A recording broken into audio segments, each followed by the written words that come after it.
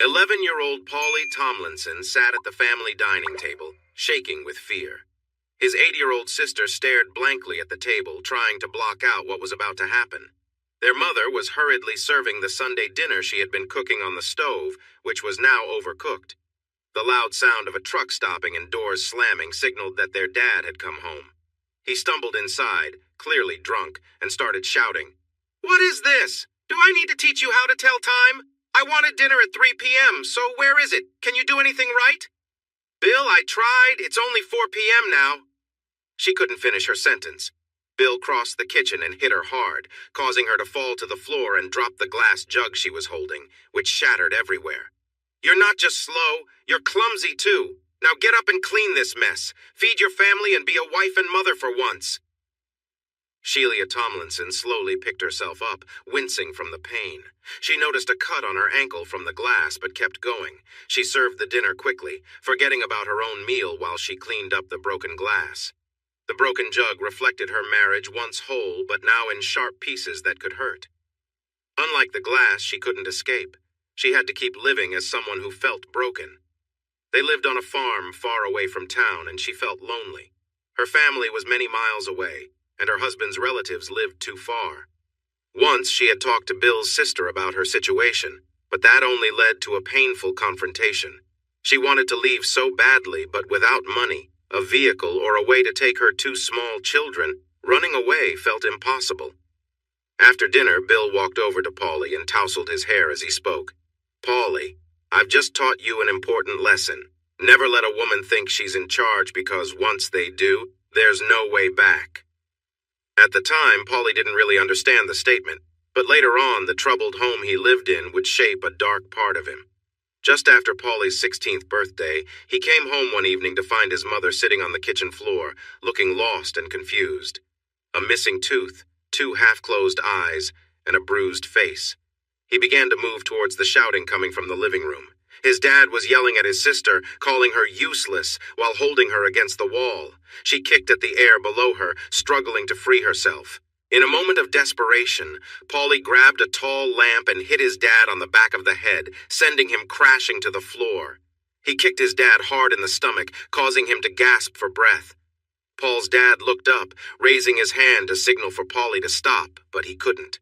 All those years of watching the pain and fear his family dealt with came rushing back, revealing the anger within him that his parents had shaped.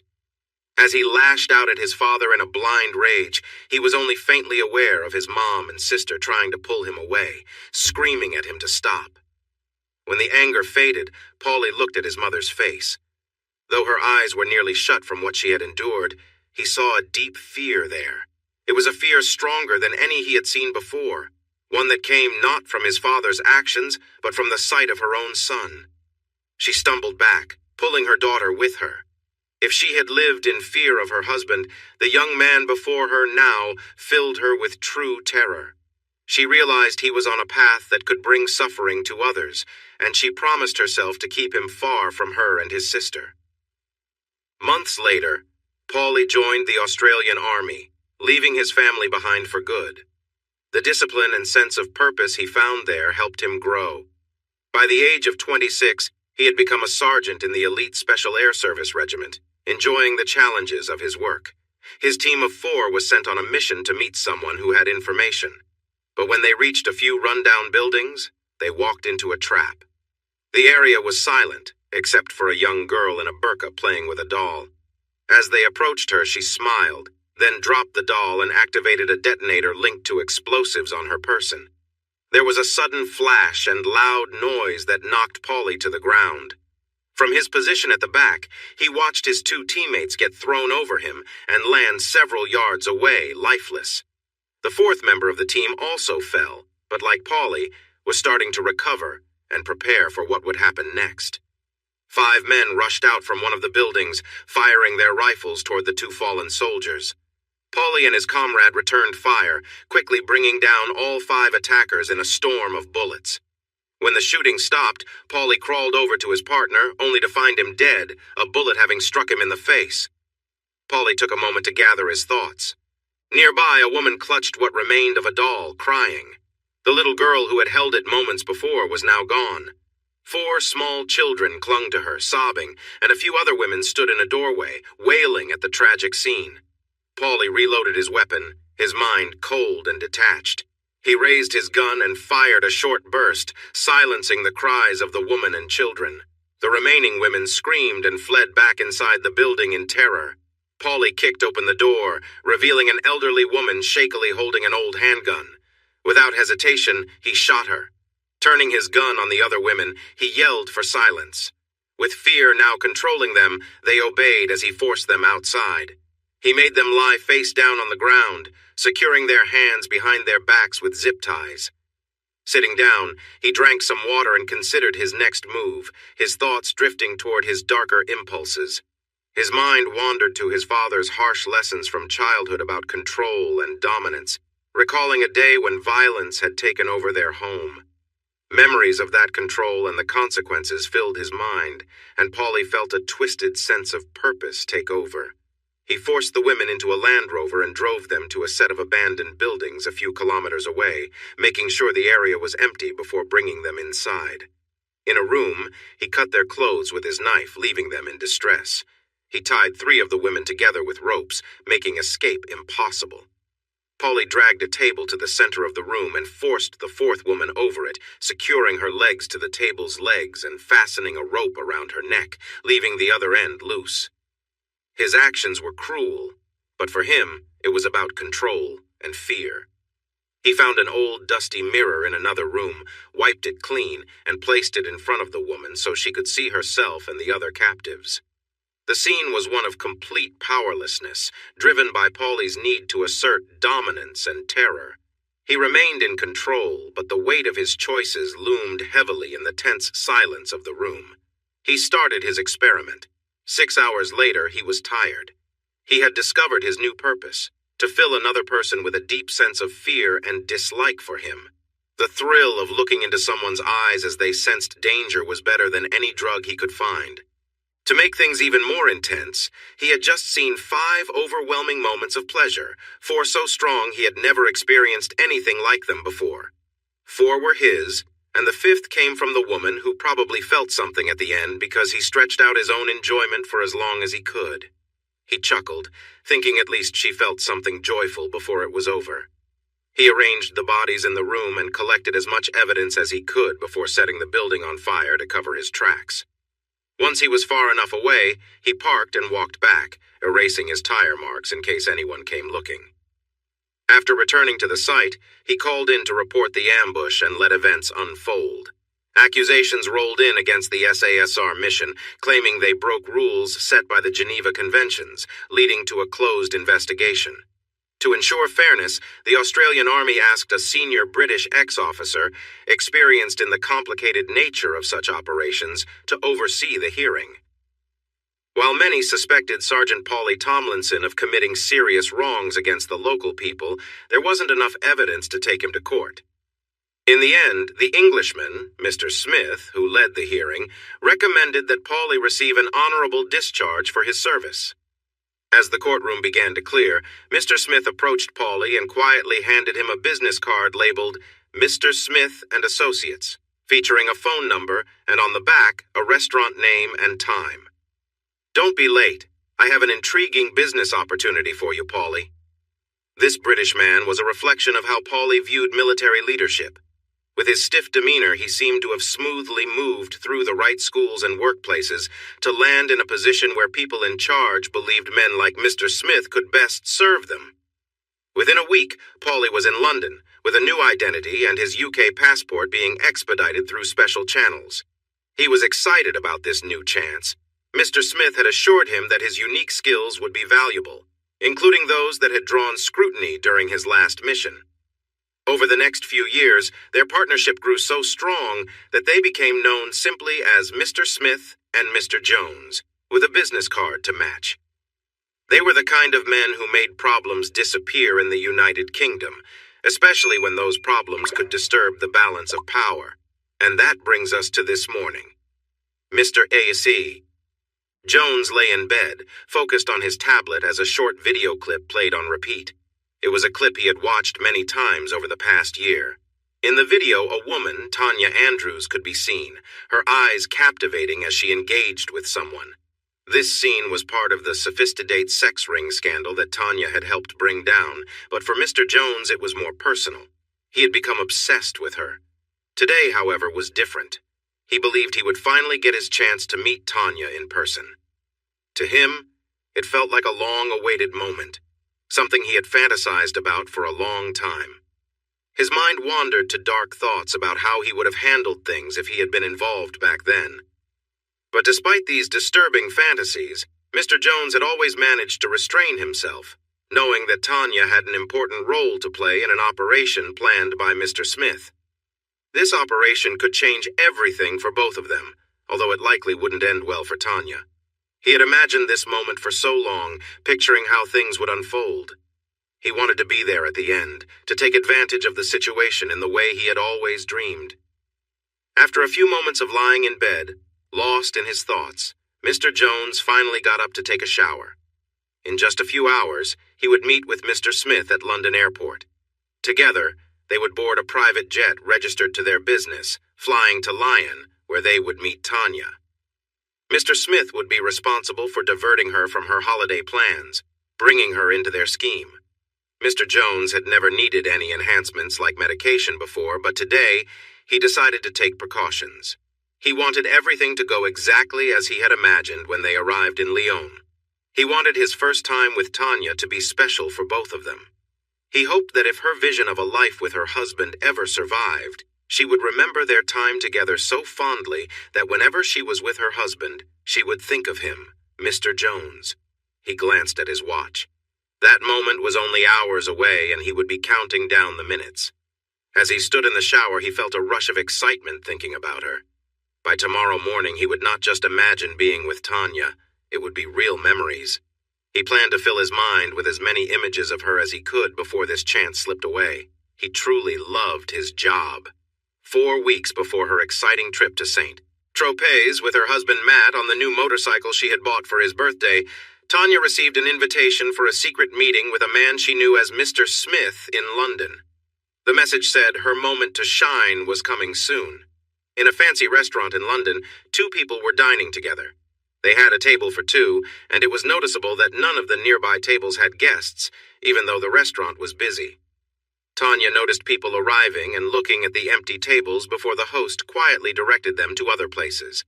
She guessed that Mr. Smith had some influence.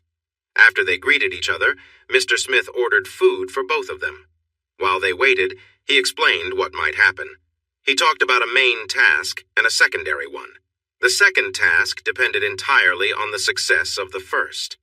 The first task might take about 2 weeks to finish, but the second could take a lot longer, possibly up to a year.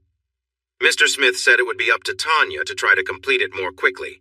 He made it clear this challenge would test her in many ways, pushing her physically, mentally, and emotionally.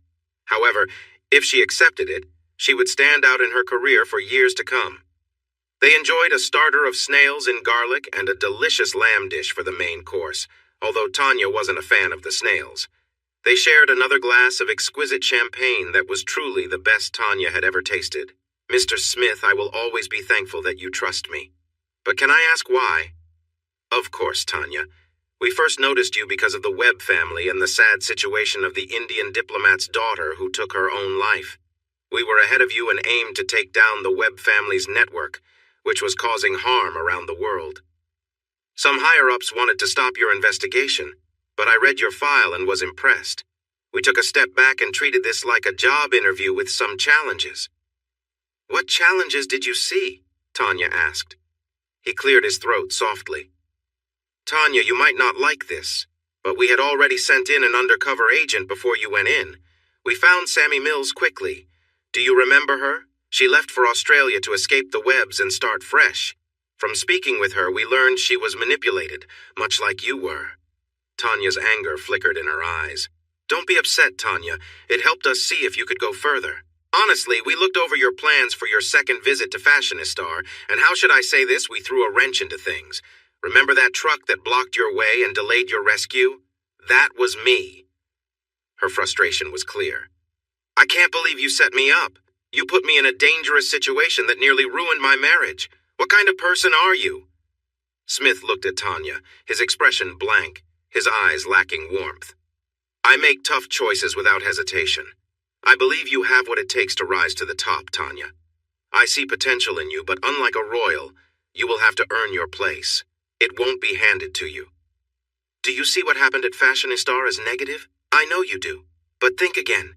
It was ultimately a good thing for you, not bad." Tanya opened her mouth to respond, but Smith continued. "Let me explain, and then we'll see how you feel. You did face difficulties, yes, but before that you were an exceptional undercover agent. Even Mr. Jones found some of your actions quite engaging. And here's the key part of what you are about to take on, Tanya. To succeed in this role, you will need to become an incredible actress. Why? Because the glamorous stars we see in movies and on TV have no real danger. Their actions are over quickly, and then life goes back to normal. It's all action. A kiss, a made-up scene under the covers, a little drama, and then cut. It's finished for them. If they mess up, they'll do it again until an important director is satisfied. But you, Tanya, will be a true actress. The roles you will play will be real, and you'll work hard to bring them to life every day until you succeed.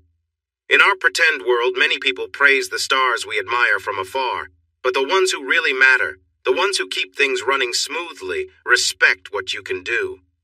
Just then, the waiter came with dessert. Mr. Smith looked at the chocolate cake in front of him. "I don't often treat myself, Tanya, but today is special. This looks too good to pass up. Now indulge me. Tell me what I've done in life to be sitting here with you now. It's not a test, but this dessert has made me eager to play a game. Be honest with me. I want your best thoughts." "Okay, Mr. Smith, here goes. You grew up in a different area than me. I didn't know my father, and my mother struggled with addiction. You, I believe, came from a well-off family where money was never a concern for you. You likely went to boarding school and then a private school, possibly aiming for a military career. You probably attended the Royal Military Academy at Sandhurst and joined the Army as a captain, maybe even in a special unit. You're wearing a ring, so you're married. I imagine you and your wife were prepared by your families to keep up appearances among other families of your class. After your time in the Army, you likely joined MI5 or MI6, doing some undercover work before leading a division there or working for another secret government department. How does that sound?" "Very good, Tanya. You're spot on up until I became an undercover agent myself. Just so you know, I was part of the SBS. Yes, I was married like you said, but now I'm divorced and remarried. You mentioned we come from different backgrounds, and that's true to a degree, but now we live in the same area. In fact, I think we are about to be neighbors. I trust you so much that I'm going to share something very private about my life that very few people know, and Mr. Jones isn't one of them. My one and only undercover mission took place in an unnamed country in Africa. At the time, the country's leader was pro-Western, but a growing faction was looking for support elsewhere. A foreign entity was quietly providing funds to encourage this shift. I'll give you a hint. It wasn't the West or Russia. My cover was that of a mercenary, an ex-British SAS captain who had been dishonorably discharged for alleged war crimes. I was now working as a hired hand for those wanting to build forces capable of challenging regular government troops. I didn't get the job at first, but the American who did meet an unfortunate end during an attempt on the leader of the proposed coup. The attempt was poorly planned, and the leader was well protected. Still, you can imagine how that opened up an opportunity for me. Suddenly, I was the military advisor to our African contact. I even brought along a partner who posed as my girlfriend. Her role was to try to get close to the leader and gather the information we needed to stop the coup before it started. For the first month, everything went smoothly. We settled into a routine, and I was with him constantly while we trained his troops. However, our main objective was failing. Despite my partner's best efforts wearing attractive clothes, flirting, he didn't respond to her advances and kept his distance. We lived in a large complex and often spent the evenings at his personal quarters, which had a bar, a pool, and hot tubs. Sometimes there were large gatherings, but other times it was just the three of us and his two personal guards, who were always with him. One evening, it was just the five of us. My wife suggested we get into the hot tub and asked me to prepare drinks at the bar. Before I returned, she removed her bikini and entered the tub. Our employer followed suit and joined her. She tried to get closer to him, hoping to gain the upper hand. When I came back, he asked if I knew what she was doing. I replied that I had a good idea. He then asked if I had any issues with him being close to her, to which I shrugged, trying to appear indifferent. That's when things took a surprising turn. He told his bodyguards to remove their clothes but to keep their weapons nearby. Then, he directed my wife to get out of the hot tub and move to a large sunbed. He suggested she enjoy herself with his bodyguards first, and then added that he could bring more people if needed, but wanted to see her take control of the situation. Needless to say, the guards were eager to take full advantage of the situation. My boss moved closer to me, taking a seat beside the hot tub. We both watched what was happening on the bed.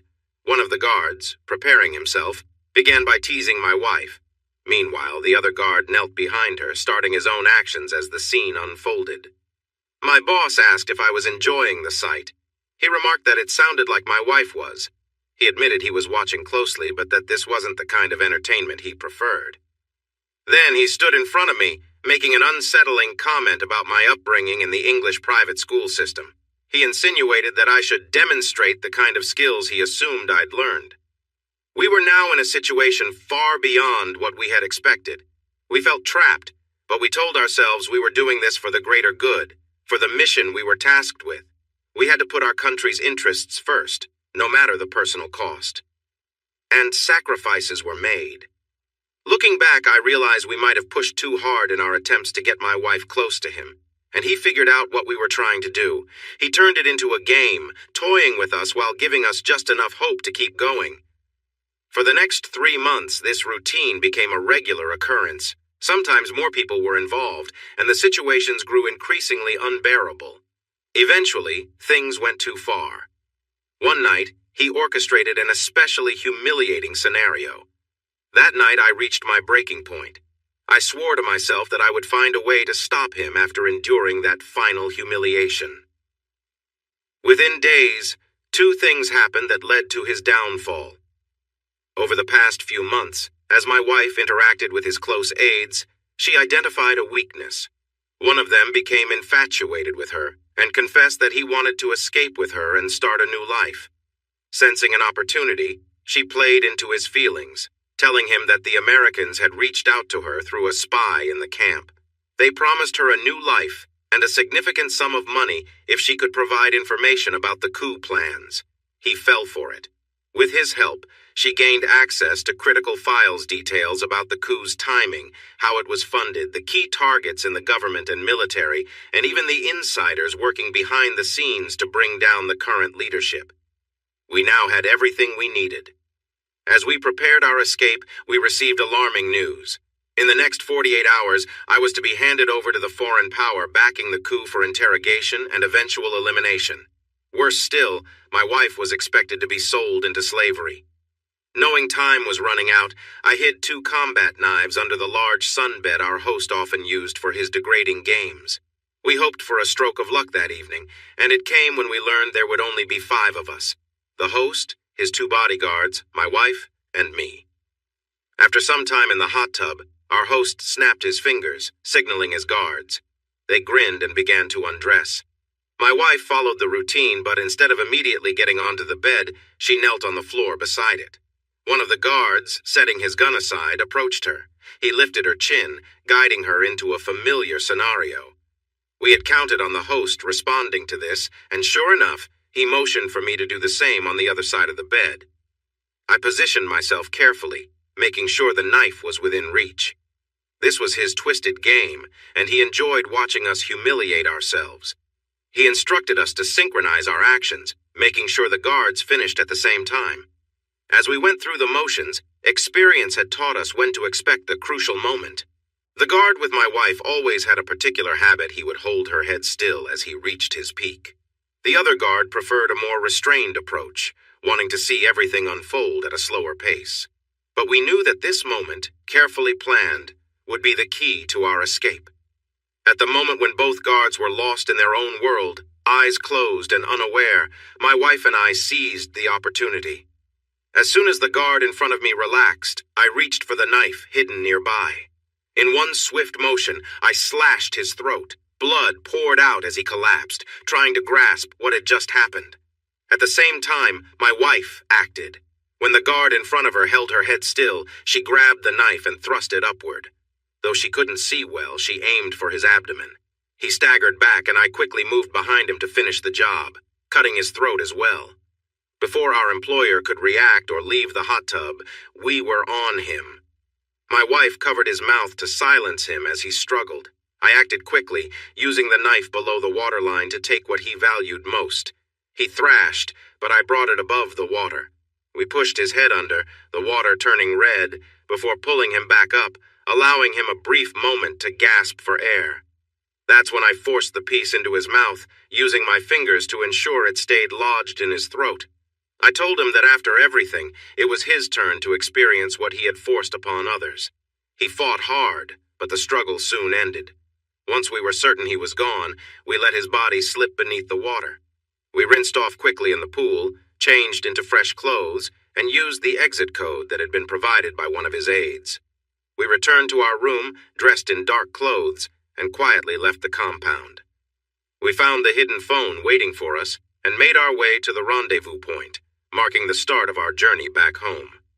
To eliminate any loose ends, my wife had dealt with the aide who gave us the information. Earlier that day, she had lured him into our quarters. When the moment came, she acted swiftly, ending his life with the knife she had hidden nearby. In later years, she would mention how surreal that moment had been for her. "So, you see, Tanya," Mr. Smith continued, "I've been in situations like this before. You're going to have to get close to someone in this mission. It's not optional if we want this operation to succeed." Tanya, taking in the story, asked, "Mr. Smith, that sounds like an awful experience, but there's something I don't quite understand. At the beginning, you mentioned that you had a partner during the mission, but later referred to her as your wife. By the end, you talk about her confession as your wife in the future. Did you have your wife with you through all of this?" "Good observation, Tanya. When I got back, I returned home to my wife, who believed I was just away on some army training, but, like you and Matt, I couldn't share what I had been through, the difficult experiences I faced. This made it hard for me to connect with her again after everything that happened. But I found a connection with someone, Tanya. My partner in Africa went through similar hardships, even though she was single. In most cases where physical closeness is expected, we send operatives who are single and not attached. Our shared experiences brought us together as friends, and that friendship grew into love. We got married, and she mostly stayed at home to raise our child. We are still together and have a son now. Can't you see, Tanya? You are stronger than I was. You carried the burden of what happened, and your husband saw clear signs of it. But you worked through it and rebuilt your relationship. This next time will be tougher. There are time constraints that will make things difficult, and you'll need to play a role to convince others, but that won't show the real you.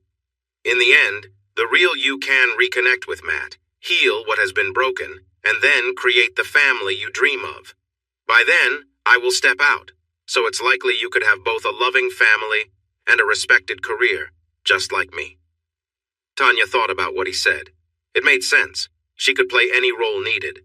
There was a difference between love and physical closeness, and she could separate the two, feeling sure that her connection with Matt would be unique. Yes, this could work. Matt had been understanding before, and she believed he could be again. She could soften the truth without evidence other than her own words. She felt she could manage this. After they finished eating and enjoying their coffees, Tanya signaled that she was going to head back to Bournemouth. "Tanya, really think about what we talked about today. You have the strength, but it will take a toll. It could really challenge your relationship. Mine ended in disaster, and yours was close to breaking for a while. I do have some strategies ready, including a backup plan if needed to ensure your relationship is still intact when this mission is done. It's the least I can do for your commitment. But be warned, it will still be a challenging journey, Tanya. We're discussing a mission that has yet to fully begin. The first challenge would come soon, and we needed to handle it carefully. However, we couldn't be sure that our target would take the bait when we presented it. Still, I believe he will, and that will mark the beginning of your journey." Tanya smiled as she left. Mr. Smith had filled her with confidence in her skills. It felt like he and his partner, Mr. Jones, were the only ones who truly believed she could achieve great things.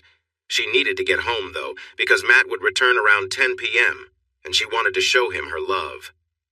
After Tanya left, Trevor Austin Campbell, also known as Mr. Smith, considered the situation and the choices he needed to make. Tanya fit the profile perfectly to connect with a dangerous person they needed to handle, known as Mickey Two Guns. He had already sent an agent a year ago to deal with this threat, but it had ended tragically with the agent's death. Mr. Jones was involved in Mickey's life, but progress seemed slow. Smith also worried that Mr. Jones might not work in the government's favor if he discovered their true intentions. It was his mistake. He had rushed for quick results and forgot an important lesson he learned in Africa. If you push too hard, your enemy will see through you. Unfortunately, that had happened. On a positive note, the police had been informed about where to find the body, and luckily it was not in a public space. A USB drive was found in the pocket, containing a real video clip. What had been considered a rumor was now a serious threat that needed to be hidden away. It was up to his small, specialized team to solve this problem. The government relied on him to do the hard work, which was going to be challenging. Tanya was crucial, as she had the qualities needed for the task. But it was risky. The United States was far ahead of the United Kingdom in psychological evaluation. After reviewing some of Tanya's post-trauma evaluation videos, he sensed something was being missed. The relationship between the U.S. and UK intelligence agencies had remained strong, despite changing political situations. Using his contacts, he asked the Americans to take a closer look at Tanya. They confirmed his concerns. She had a serious personality issue that, under the right circumstances, could deeply affect her and those around her. The report explained that her difficult childhood had impacted her significantly in two ways. Tanya had a strong desire to be successful and to be the best in whatever she chose to do. Part of this came from wanting to get back at those who had hurt her mother. This focus helped her do well in school and get into the police force. During her evaluations, nothing showed any issues because the right triggers had not appeared in her life. However, this changed when she met Matt Andrews, and it happened too soon for Mr. Smith's liking.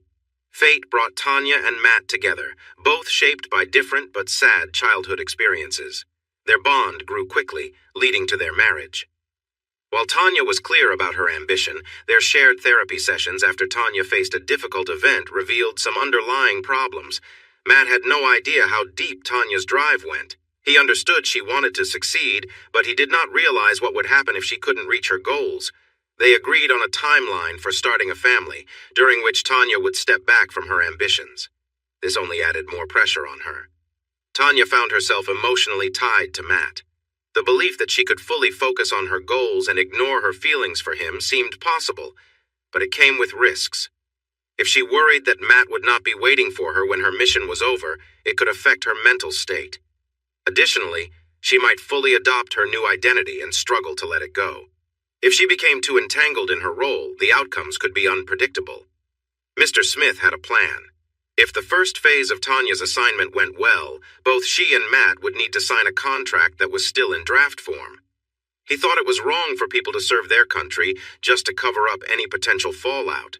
However, given today's quick information sharing, the government wanted a backup plan in case it became known that a married woman was put in a dangerous situation at their request. Mr. Smith knew Matt would never agree to sign the contract, which would likely cause confusion for Tanya between her two desires. So, he devised a trial plan. When Tanya returned from Dubai, he would test it to see if it could keep her emotionally connected to Matt. For Matt, this could create a lasting gap in his feelings for Tanya, but that was not a concern for Mr. Smith. If the plan worked, he could keep using it when necessary, hoping it would help Tanya stay strong until the operation was done. But there were other problems. At some point, Matt would no longer be under his control in their relationship. One option was to remove Matt from the picture, but he needed to plan that carefully and choose the right moment. It wasn't urgent, but he would talk to the Americans to see if they could figure out the best time that wouldn't risk the operation. He imagined it might be toward the end. There was another factor to consider, and it was closer to home and of his own making. He had someone on a tight leash who showed an unhealthy interest in Tanya. He needed this person to watch over Tanya during the operation. However, he worried this individual might become too aggressive and pose a threat to her. He had seen the damage this person could cause, and it was unsettling, even for him. It was ironic since he had brought this person on board after a troubling past involving harm to others. He had a plan. He would let this individual have a chance to interact with Tanya, but under strict control. After that, he would make it clear that pursuing Tanya would lead to serious consequences for him. He would offer this person a chance to have his desires fulfilled at the very end, tying up what he thought could be a loose end. Everything depended on the operation and Tanya's husband, Matt. If he could keep everything in balance for as long as possible, there would be a stable situation. If one part fell apart, he would reassess and act accordingly, even if it meant drastic measures. He took a sip of his brandy and dialed a number on his phone. "Good afternoon, Mr. Prime Minister. Our target has just left the restaurant. I'm pleased to say I've set the stage for her journey. Now you need to write a letter that will ensure she stays committed to this challenge. Operation Culebra will begin in 4 weeks. Goodbye, sir." It was widely known that there were different levels of security in the Official Secrets Act, with the highest level being the most secretive. There was also a level marked with the letter Z, signifying the end. This was used for situations that could be seen as critical. Items categorized with Z were handled differently. They could not be written down or shared electronically, and could only be communicated in person. The term end of the world was metaphorical, not literal. When anything marked with a Z level of secrecy came up, only those directly involved would understand what Z really meant. Operation Culebra was an active mission. It had goals that were common when dealing with large criminal groups like that of Mickey Two Guns, whose real name was Michael Watson. He came from a long line of Essex gangsters. His father, Reginald Watson, started the business in the 1970s with various illegal activities before moving into drugs by the mid-1980 AS. In 2017, Reginald was killed in Estonia during a troubled drug deal, leaving the business to 30-year-old Michael. By then, Reginald had realized the value of honest businesses and owned many, including a big casino and nightclub called Two Guns, named after Mickey. However, Culebra was a cover for Operation Porn, a top-secret mission that would never be written down in official records. Neither Mr. Jones nor Tanya knew the real goal of their mission. If they ever found out, they would understand how serious it was. Tanya would likely manage it well, but Mr. Jones might see it as a chance to take advantage for himself, which was a major concern. He could only make plans to prepare for any outcome, ensuring that pieces in play could be removed quickly if needed. After finishing his brandy, he left the restaurant lost in thought. One amusing thought was about the name Porn. It meant someone who gives themselves for profit. What a fitting name for this operation. 4 weeks later, during Matt and Tanya's holiday, Mr. Smith called Tanya while they were on their way to Geneva. "Hello, Tanya. I know you're on holiday, but you need to make a decision right now. We're at a point where I can explain what the government wants you to do." Mr. Smith told her the mission was to take down Mickey Two Guns, one of the most infamous gangsters in England. He outlined the plan and clearly stated what was expected of her. After explaining everything, he asked the big question. "If you have any doubts, it's okay. We have a backup plan. We've booked you a hotel in Lyon, so you'll need to change your route and follow the instructions I'll send you soon. So, last chance, Tanya. Are you in or out?" Tanya felt her heart racing, and she was shaking with adrenaline. She waited for a moment, swallowed, and then replied, "I'm with Mr. Smith. Please send me the details." The call ended without any further words. Mr. Smith smiled to himself. Tanya was the only person chosen for this mission because she was seen as most likely to succeed. Tanya made up an excuse to Matt, and they headed to the hotel in Lyon. She wanted to be in the room before she told him the important news. Speaking while they rode the bike would mean she lost control. He could just keep going and ruin the plan. As expected, things did not go well. She got Matt to take her to the airport, knowing he would try everything to stop her from leaving.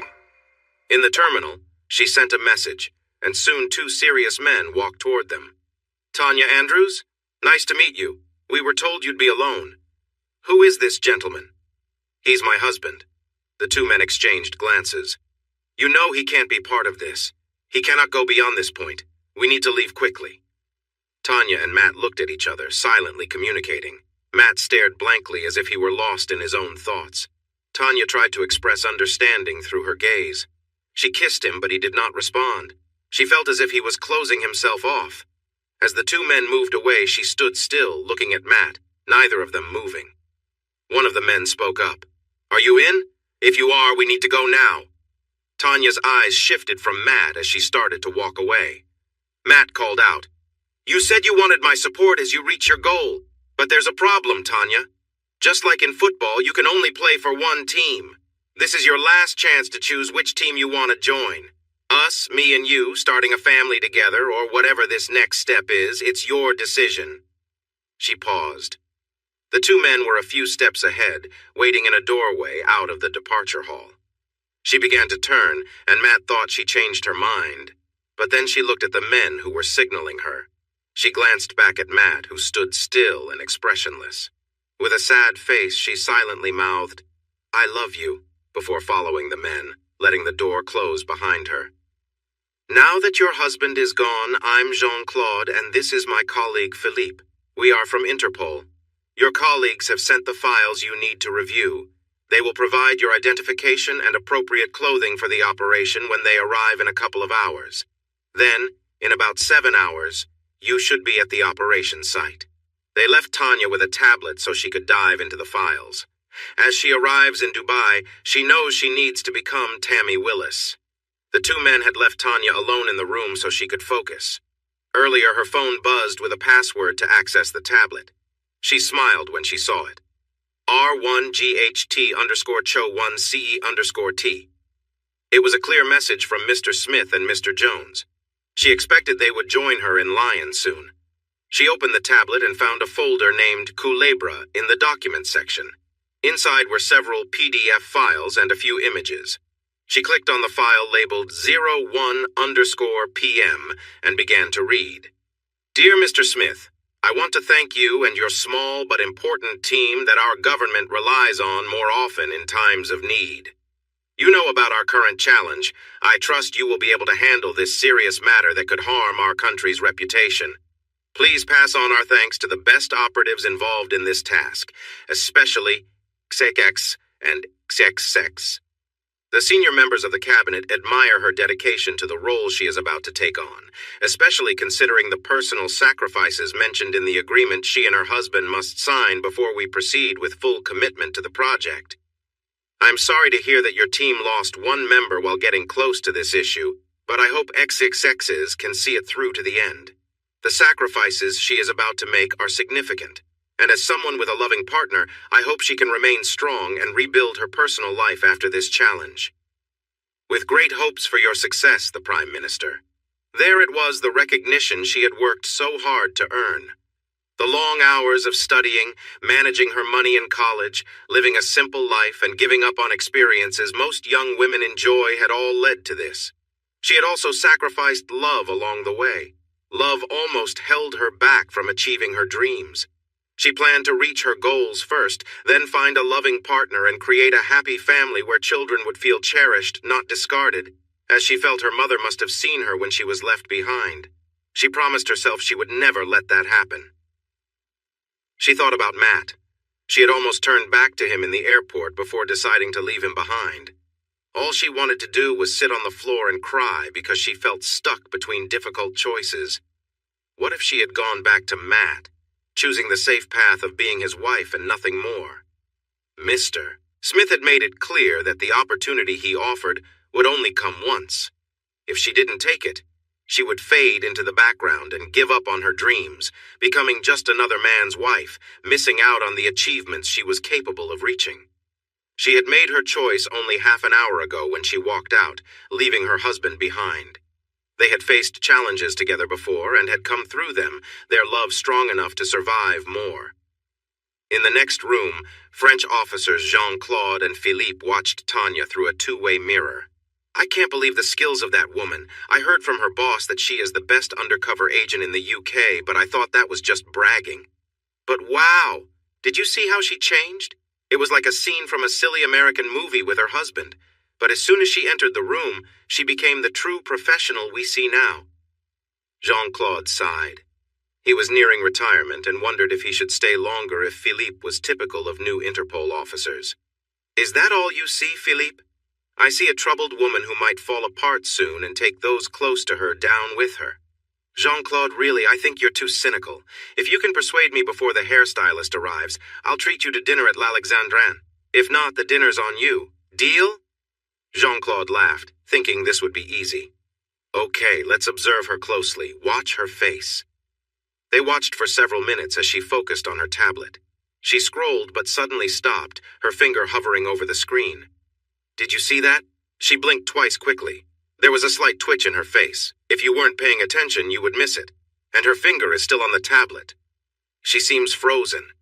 I think she's feeling the weight of leaving her husband. Remember, she walked out at the start of their holiday, and her husband will soon piece together what happened, which could lead to problems for us. We need to be ready. They continued to observe her for another 15 minutes until the hairstylist arrived to prepare her for her role. Her hair needed to be lighter and cut shorter. I owe you dinner, Jean-Claude. Now that you mention it, I see it too. Do you think she is struggling with her job and her relationship? How did you know that? I've seen this before in my years, but it was with an American woman. She wasn't married, but she had a strong connection with one of our men. They were both assigned to work against Greenpeace, spying from different angles. After a year, they ended up together because of Greenpeace's activities in French Polynesia. She found him with a girlfriend who was 3 months pregnant, and the girlfriend had no idea he was working undercover. The American woman was sent back to Paris after a few weeks. I worked with her, but she had changed. She showed signs of a split personality just like the English woman we've been observing. What happened then, Jean-Claude? One day she just disappeared from Paris. A few days later, our man and his girlfriend were found dead, supposedly in a robbery gone wrong. It doesn't take a genius to see who was responsible. She was discovered a week later trying to return to America. I heard they put her in a mental hospital, thinking she could never be part of society again. As I said, this one shows all the signs. It's not a matter of if she has a breakdown, but when and how much chaos it will cause. Just be thankful it's an English mess about to happen. They left to grab a coffee and wait for Mr. Smith and Mr. Jones to arrive from London. Jean-Claude had dealt with them before, and he was always cautious around Mr. Jones, keeping a close eye on him and making sure he was ready for anything. At Biggin Hill Airport in London, the Gulfstream G550 was filled with suitcases for Tanya, stored in the jet's bedroom. Mr. Smith grew impatient waiting for Mr. Jones. He felt it was a way to disrespect his authority. Mr. Jones arrived, and when he walked onto the jet, he was surprised to see a woman in her mid-40s sitting near the back by the bedroom door. He nodded towards her. Who is she? That's Mrs. Smith. She works part-time as a consultant for us. I have a feeling her help will be needed today. She's coming along with me on our holiday, too, always saying we should get away more often.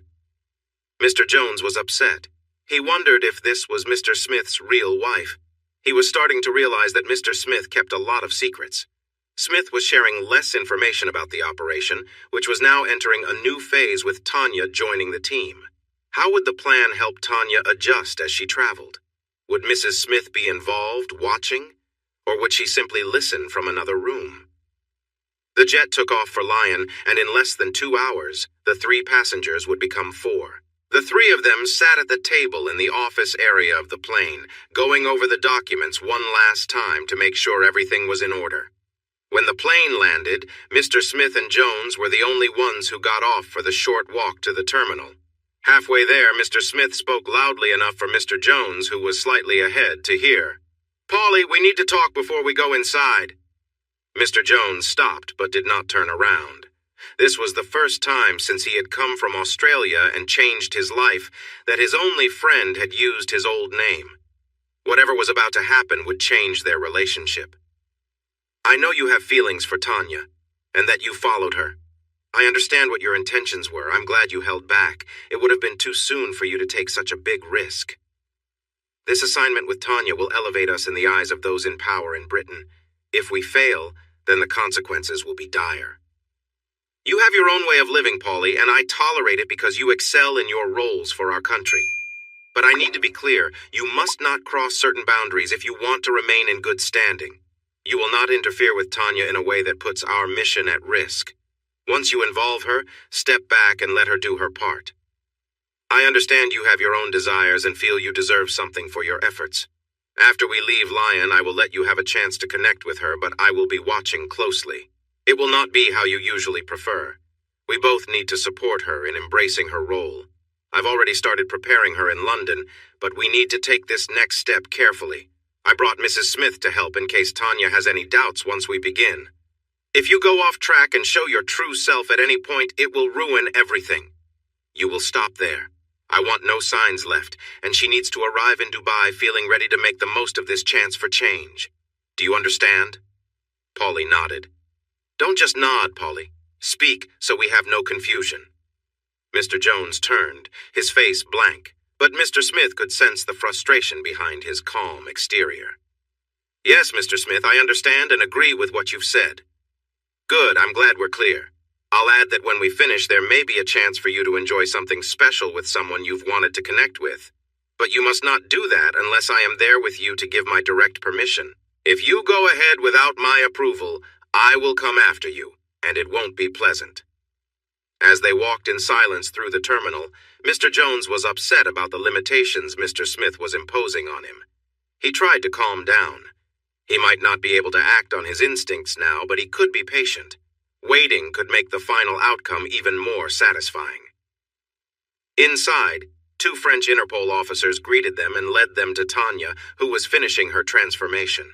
Her long hair was now cut in a stylish bob, dyed blonde, and styled differently.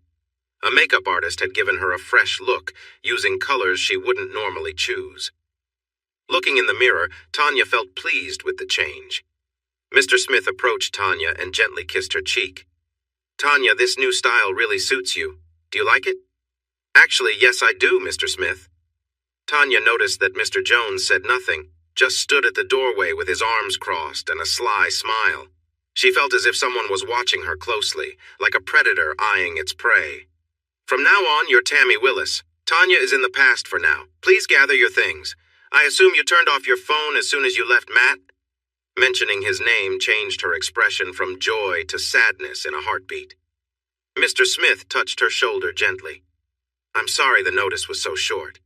I didn't like cutting your holiday short like this. I understand how Matt must feel. It shows how much he cares for you. But trust me, this sacrifice, your goals, and the rewards at the end will be worth it. I hear you received the letter from the Prime Minister? He spoke to me earlier today to express how proud he is of you for prioritizing your country in this difficult situation. Once you finish the task, he wants to meet you and Matt in person to say thank you. He'll tell Matt that he should appreciate having such a dedicated wife like you. Tanya smiled, realizing that this meeting wouldn't fix everything, but if the Prime Minister explained to Matt why things had happened this way, it could help them start rebuilding their life together. As Tanya picked up the few items she had taken when she left Matt, Mr. Smith reflected on his last comments. He intentionally waited until the last moment to share this information with Tanya. Giving her a heads-up might have let her think it over, especially if her guilt prompted a talk with Matt. As for the Prime Minister, he was a tricky person. He would say whatever he needed to ensure that the operation succeeded. Like Mr. Smith, his entire political career was deeply linked to this as well. They walked back to the plane, where Mrs. Smith was sitting in the bedroom, looking over some papers. Tanya, the woman sitting down there is Mrs. Smith, and she is part of this operation to support you. She's busy right now, but you will have a chance to talk before we get to Dubai. They discussed the planned steps of the operation in Dubai. Mr. Jones was already known to Mickey Two Guns as Lucas Jones, a freelance agent skilled at finding useful information at the right time. Mickey had ways to check on Lucas's past and only needed to adjust the original investigation into Mr. Jones, previously known as Paulie, to show a dishonorable discharge. Now they had a person Mickey could connect with. The main part of the operation would take place the next morning. Mr. Jones was set to arrive at Mickey's lavish retreat in Dubai, which looked more like a 5-star resort than a home. He would be traveling with Tammy Willis, who sat next to Mr. Jones during the flight and accepted his offer to stay overnight. Mickey held a master key for every room and followed a well-known routine. The guard would inform Mickey about Mr. Jones's arrival and mention a female guest with him. This was unusual and would catch his attention, so he would open Mr. Jones's door around 9 in the morning. They would be ready for him, prepared to have him invite Tammy into his life. "Tammy, we need you to handle this first critical part smoothly, without showing any signs of discomfort. You must make Mickey believe you are guiding the situation. It's a good idea to practice now, so you're relaxed before it's too late. If you go to the bedroom, there are some clothes for you to change into." Tammy walked down to the bedroom, feeling uncertain. As she entered, Mrs. Smith looked up from her notes and gave her a brief nod, a slight smile on her face, which Tammy found somewhat reassuring. On the bed, she noticed a bag with a pair of new black heels and black stockings, and nothing else. There were also 2 unopened suitcases. Unsure of what to do next, she opened the door slightly and called out, "Excuse me, Mrs. Smith. Can I have a quick word, please?" "Of course," Mrs. Smith replied. "Let's have a chat." Mrs. Smith walked into the bedroom and closed the door behind her. Mr. T. Smith, seated at the other end of the aircraft, watched quietly, knowing that this conversation was crucial for Tanya's role in the upcoming mission. He had brought Mrs. Smith along specifically for this reason. Sitting on the bed, Mrs. Smith patted the space beside her, inviting Tanya to sit. "Let's be straightforward, Tanya. You need my help and time is running out. I'm the real Mrs. Smith, and I know my husband has probably told you how our relationship began. I wasn't always in this life. During university, I did things I'm not proud of to make ends meet, but I grew to accept it. Eventually, I left that life behind and applied for a job, which led me to one of the government's intelligence agencies." Mrs. Smith paused for a moment, then continued. "When my past came to light, they decided to use those experiences. After some small missions, I was given a big opportunity in Africa. My task was to seduce a powerful man, using my abilities for the mission. It wasn't easy, but I had to push through, and that's what you must do now." She placed her hand gently on Tanya's knee. Tanya, feeling uncomfortable, instinctively pulled her legs together. "I'm not sure I can do this," Tanya admitted, her voice shaky. "I thought I could handle it, but I'm not so sure anymore." Mrs. Smith looked at her kindly. "Tanya, you need to separate emotions from the task at hand. Love is for your husband, but this mission is just a job. If it helps, don't think of it as anything more than work like any other task. Start telling yourself that it's just an act, over and over." Tanya hesitated but began whispering the words, her eyes closed. She repeated, "It's just an act," trying to steel herself for what lay ahead. Mrs. Smith leaned in gently, her voice encouraging, but Tanya focused on the words, repeating them silently in her mind. Mrs. Smith gently pulled away from Tanya, who had closed her eyes again, still repeating the words Mrs. Smith had told her. "It's just an act. It's just an act." After a few moments, Mrs. Smith stopped and spoke softly. "See? Focusing makes it easier. When the time comes, if you concentrate, your mind will handle it without needing to keep repeating those words." She pointed to the clothing in the bag. "That's all you need to wear. When you meet Mickey, it's likely the only thing you'll be wearing. Now put them on and go practice how you think tomorrow will unfold." Tanya hesitated. "Are you sure? One of them is your husband." Mrs. Smith chuckled. "I'm sure. Just as I know you'll do well, I know he's a great actor. Who do you think taught me that little mantra?" Tanya slowly undressed, then put on the black stockings and heels, feeling nervous under Mrs. Smith's gaze. Mrs. Smith stood up, giving her a gentle hug. Before stepping fully into her role, Tanya, now Tammy, whispered, "I love my husband. If he finds out about this, he'll hate me, but I know we can rebuild. We've always been strong." Mrs. Smith reassured her. "He won't find out everything. What you're doing is for the mission, and we all know that. Now go, be the perfect actress. Convince them. Oh, and use this." She handed Tammy a small sachet of lubricant. Tammy applied it as instructed, preparing herself before heading toward the door. With her hands on her hips, Tammy stood confidently in the doorway. Both men turned to look at her immediately. She had their attention. With a purposeful sway in her steps, she walked across the plain until she stood before Mr. Smith and Mr. Jones. They smiled, Mr. Smith with calm approval, and Mr. Jones with an intensity that made her uneasy. Tammy took a deep breath, reminding herself of her role. She reached out, touching both men lightly on their arms before giving each of them a soft kiss. She was ready to play her part. As she knelt in front of them, she glanced up at Mr. Smith, then reached for his belt, her hands steady. She repeated the gesture with Mr. Jones, maintaining her focus and remembering that it was all just an act. Her hand reached across to Mr. Smith, gently pulling him closer so she could touch him without needing to change her position. She kept her focus on Mr. Jones, though something about the look in his eyes unnerved her. His cold stare was unsettling, and she could sense something dark behind his expression. She pushed the thought aside, repeating the mantra in her mind. "It's just an act. It's just an act," trying to steady herself. Mr. Smith's body responded to her touch, and she could feel the tension building as she focused on him.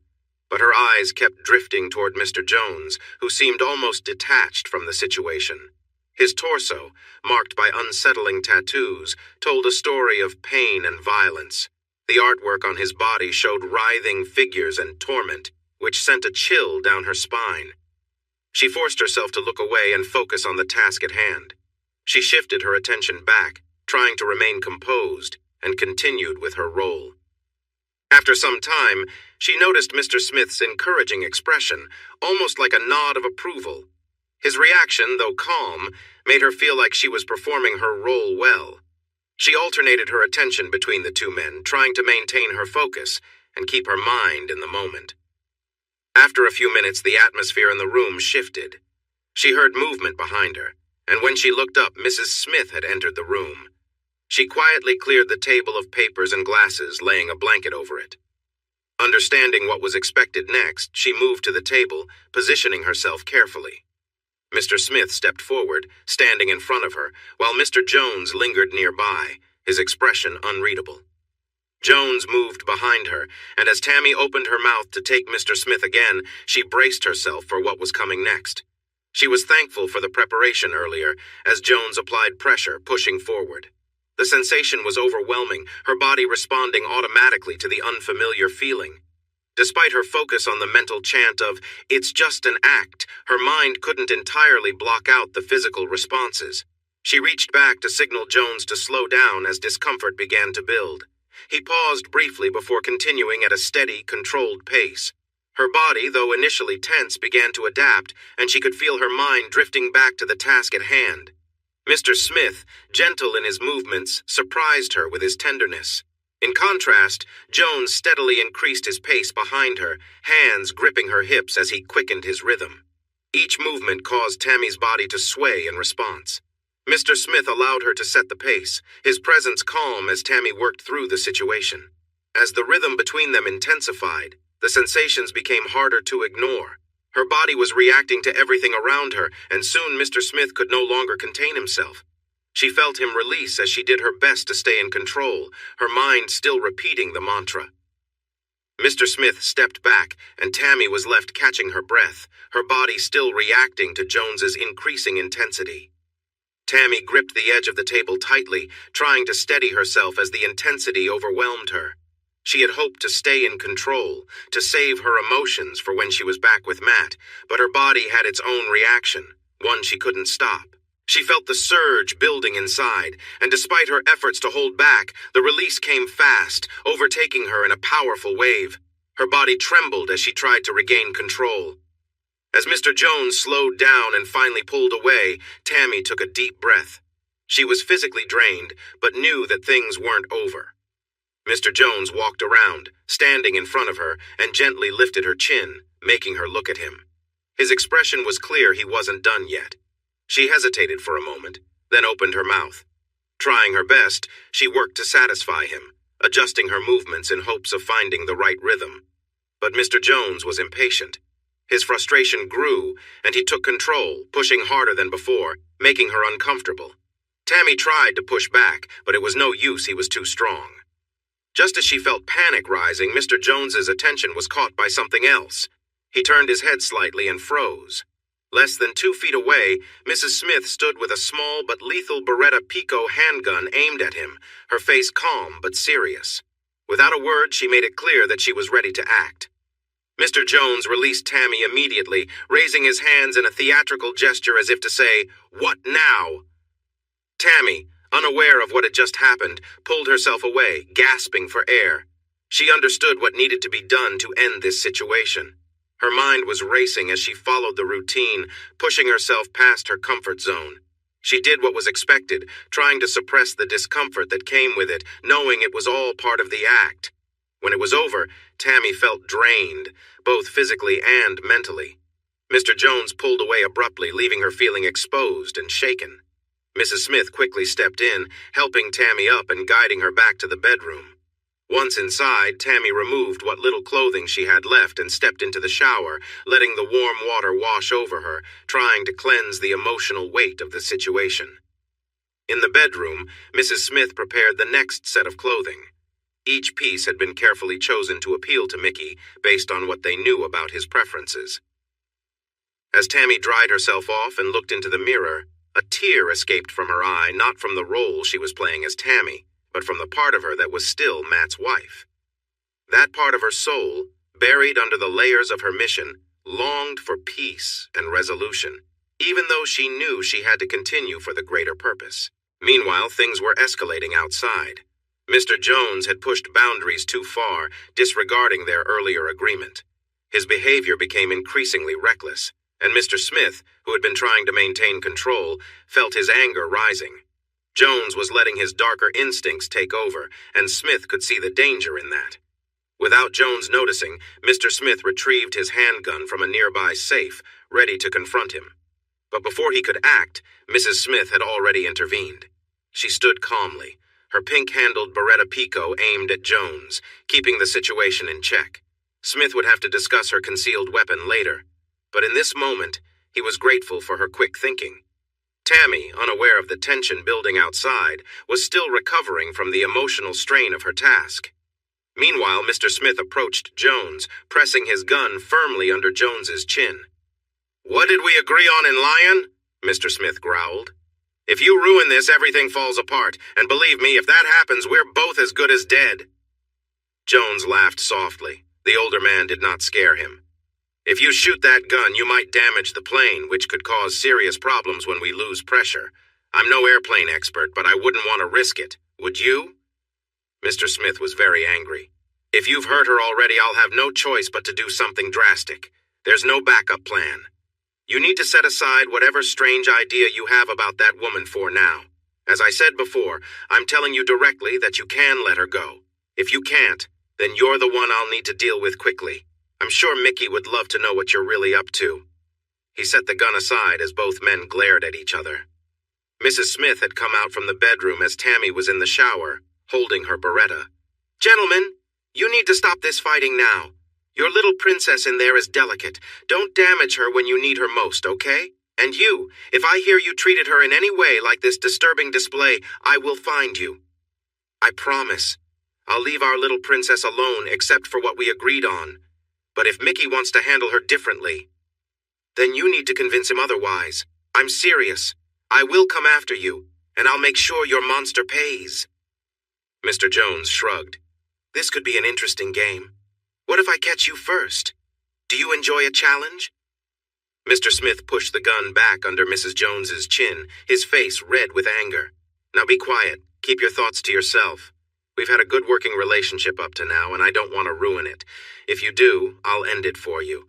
Let's forget the last half hour. As soon as Tammy is back, you both need to get ready, and then I will too. We only have about 90 minutes until we land, and we all need to stay focused." Mr. Smith stepped back and put his gun away. He needed to regain his calm self, but Mr. Jones was definitely getting on his nerves. Little did Mr. Jones know that Mrs. Smith truly was Mrs. Smith. 20 minutes later, Tammy came out wearing the outfit chosen for her.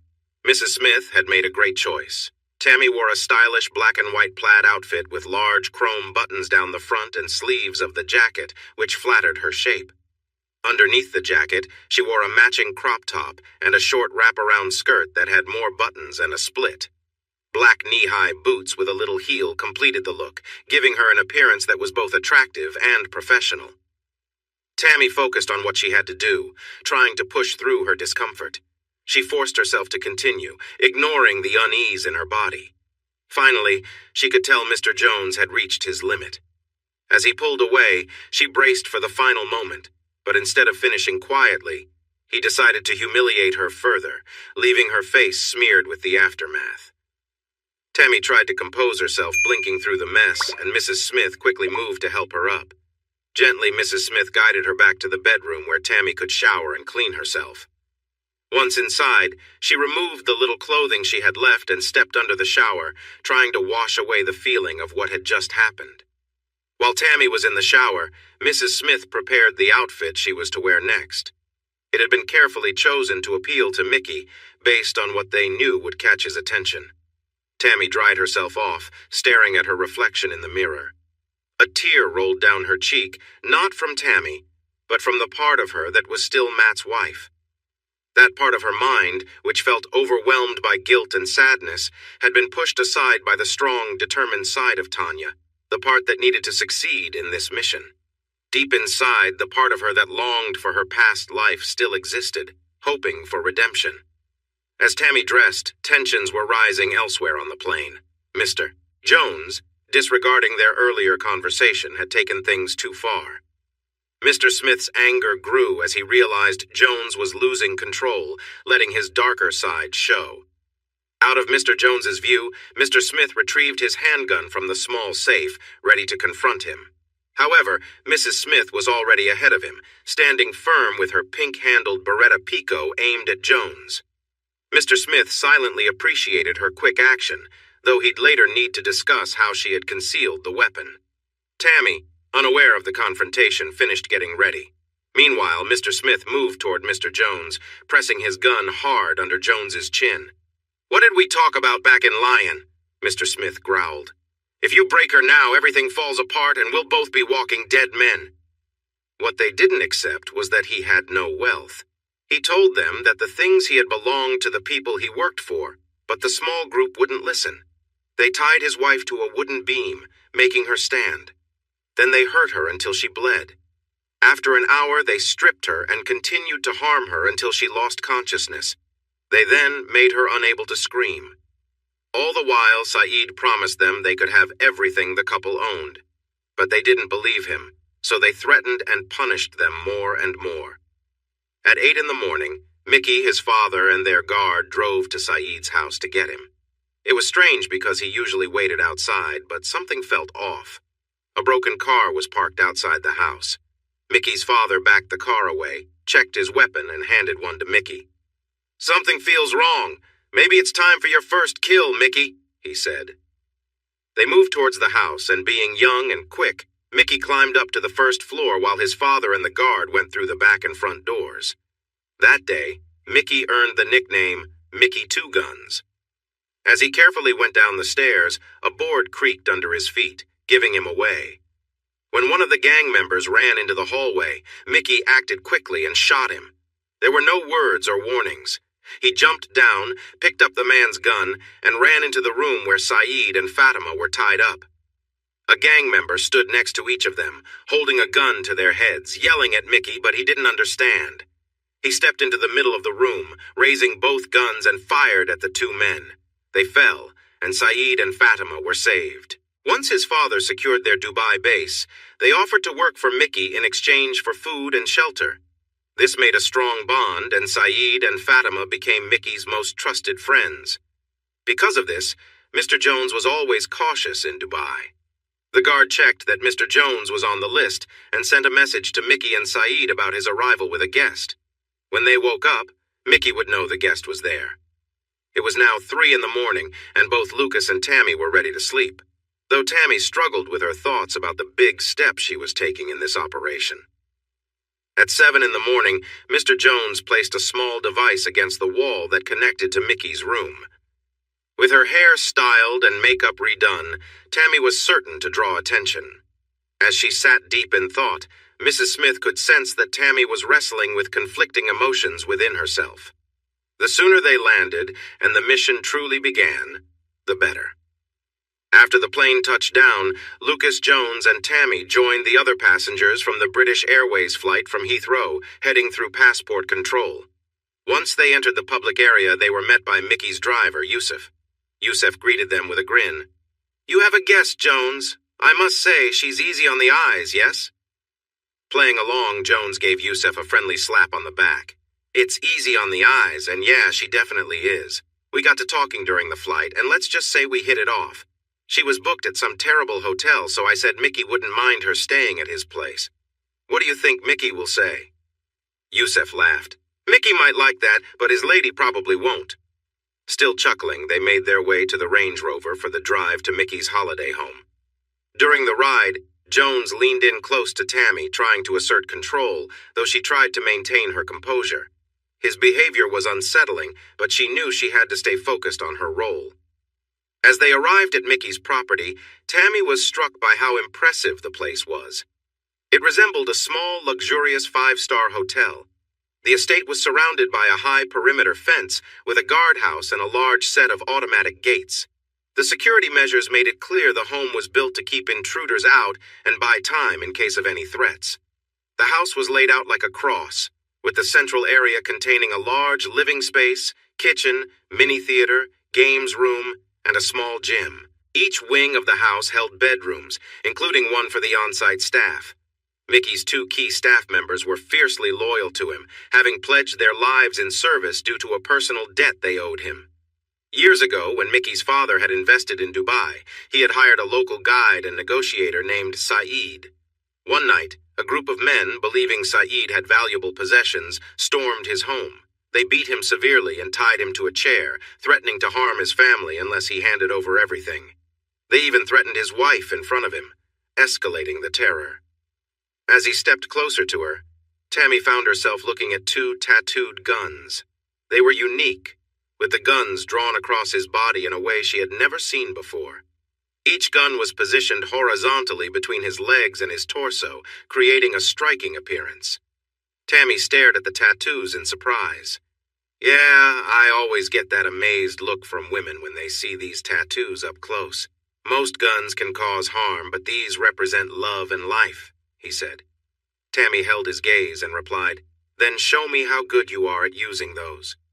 He moved closer, and she playfully engaged with him.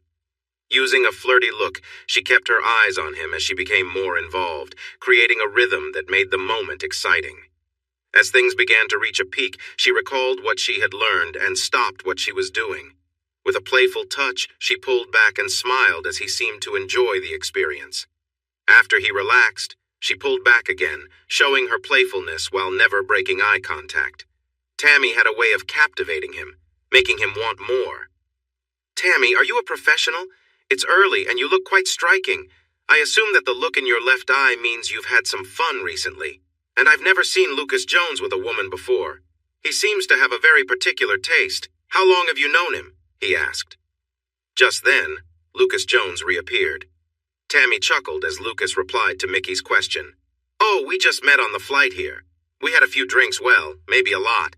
Next thing I knew, Tammy was showing her appreciation, but I'm not the expert you are, Mickey." They all laughed together.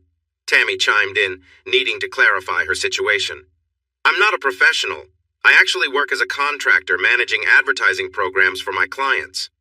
I just wrapped up a tough 3-month work contract that was all about getting things done, with no time for fun. I really mean it, no fun at all. Now, I've decided to treat myself to a week or two of relaxation here. I haven't booked my flight back yet, and only reserved a hotel for the first week. When we arrived, we were so worn out that we barely made it to the bed before falling asleep. I woke up a little before Lucas and decided to show my appreciation for letting me stay here, which is when you joined us. I used to date an average guy, but on a night out, I realized I'm drawn to the more daring types. You both seem like adventurous guys. Are you adventurous, Mickey?" Mickey helped her stand up. "No, I'm not just any adventurous guy. I'm the original. Welcome to my home, Tammy." Tammy excused herself to use the bathroom. Mickey turned to Lucas Jones. "You haven't made any moves on her yet, right?" Lucas shook his head. That wasn't the whole truth, but it was a secret. "I'll speak to Saeed and get her a room of her own. From now on, you keep your distance, all right?" Lucas nodded in agreement. "Good. I'll ask Saeed to bring in someone else later. Just take it easy for now. I'm taking the boat out today. Bring Tammy along." With that, he left to return to his room. Tammy came out of the bathroom. "You did well. It looks like he's interested. Let's get ready, grab some breakfast, and then we'll go out on the boat with Mickey for the day. Just be careful. His girlfriend Ostea will be watching closely. We need her to feel a bit of jealousy for our plan later this week. Lucas wanted her too, but he knew it was risky. He didn't want to draw any attention from Mickey or Mr. Smith, but he would find a way to get what he wanted. Tammy went into the bathroom to shower, expecting Lucas to want to continue what had started before Mickey arrived. She felt relieved he hadn't pushed it further. He made her uneasy, and she worried he might change without warning. She thought she sensed a shift in him on the plane, but for some reason he held back. After her shower, she opened the 2 suitcases that Mrs. Smith had packed for her. She was amazed at the clothes inside. Every item was from a top designer. There were shoes, dresses, swimwear, and everything was just beautiful. She chose a gold bikini and a short floral mini dress with a deep neckline. Tammy wore some cork wedge sandals with gold straps that matched her dress and bikini nicely. With her hair and makeup done, she waited for Lucas to finish getting ready. She wanted to see Mickey's girlfriend, Ostasia. When they entered the large dining area, Mickey was there with Ostea.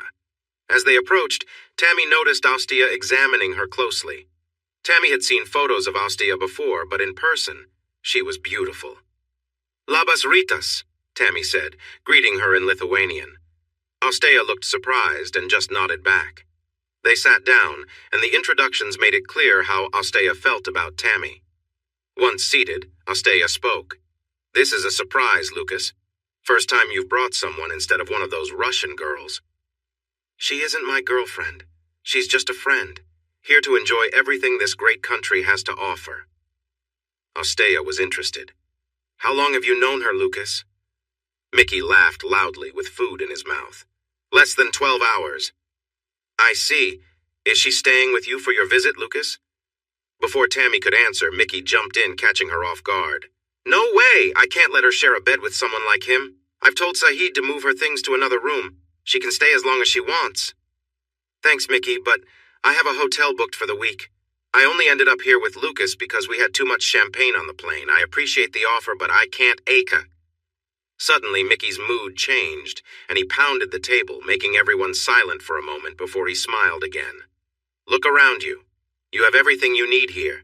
You can keep Lucas company during the day, so he won't feel alone or have anyone else with him. It'll be nice for Ostea to have someone else to talk to. Now let's finish breakfast and get on that boat. I have a feeling I'll catch a big fish today. As he finished his sentence, he winked at Tammy, but Ostea saw right through his words. She gave Tammy a cold look and replied, Whatever fish you catch today, make sure to throw it back, Mickey. If you bring it home, I'll show you some Lithuanian cooking.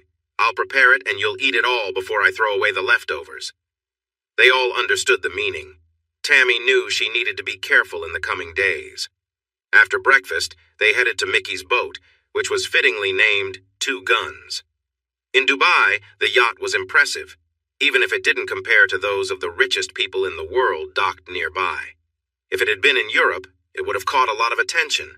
It was over 100 feet long and had cost Mickey $9 million, a symbol of freedom as the world started to recover from the COVID pandemic. With 5 bedrooms, a hot tub, 2 sun decks, one with a roof that could open a dining area, and a couple of jet skis, it felt like a palace on water. The crew consisted of 2 people, including Yusuf, who was the captain and also helped with their needs throughout the day. Tammy noticed that Ostasia, in her bikini, looked like a supermodel but seemed to think she was quite special. While Tammy relaxed in the sun, she reminded herself that Ostasia was enjoying a lavish lifestyle, mostly because of Mickey. Meanwhile, Mickey and Lucas Jones were back at the stern, trying to catch some fish. Yusuf served them a light seafood lunch, which was delightful. After eating, Ostasia returned to sunbathe with a drink in her hand. Tammy tried to talk to her, but Ostasia was distant and unwelcoming. Perhaps it was just how she was. Taking control of the yacht, Mickey steered along the coastline. Lucas joined Ostasia on a sun lounger while Tammy wandered around the boat, eventually finding herself at the helm with Mickey. She had many questions about the yacht, how it was powered, how it performed, how long it could stay at sea, and how easy it was to steer. Come and try it out, it's not hard, Mickey said, stepping aside so Tammy could take the wheel.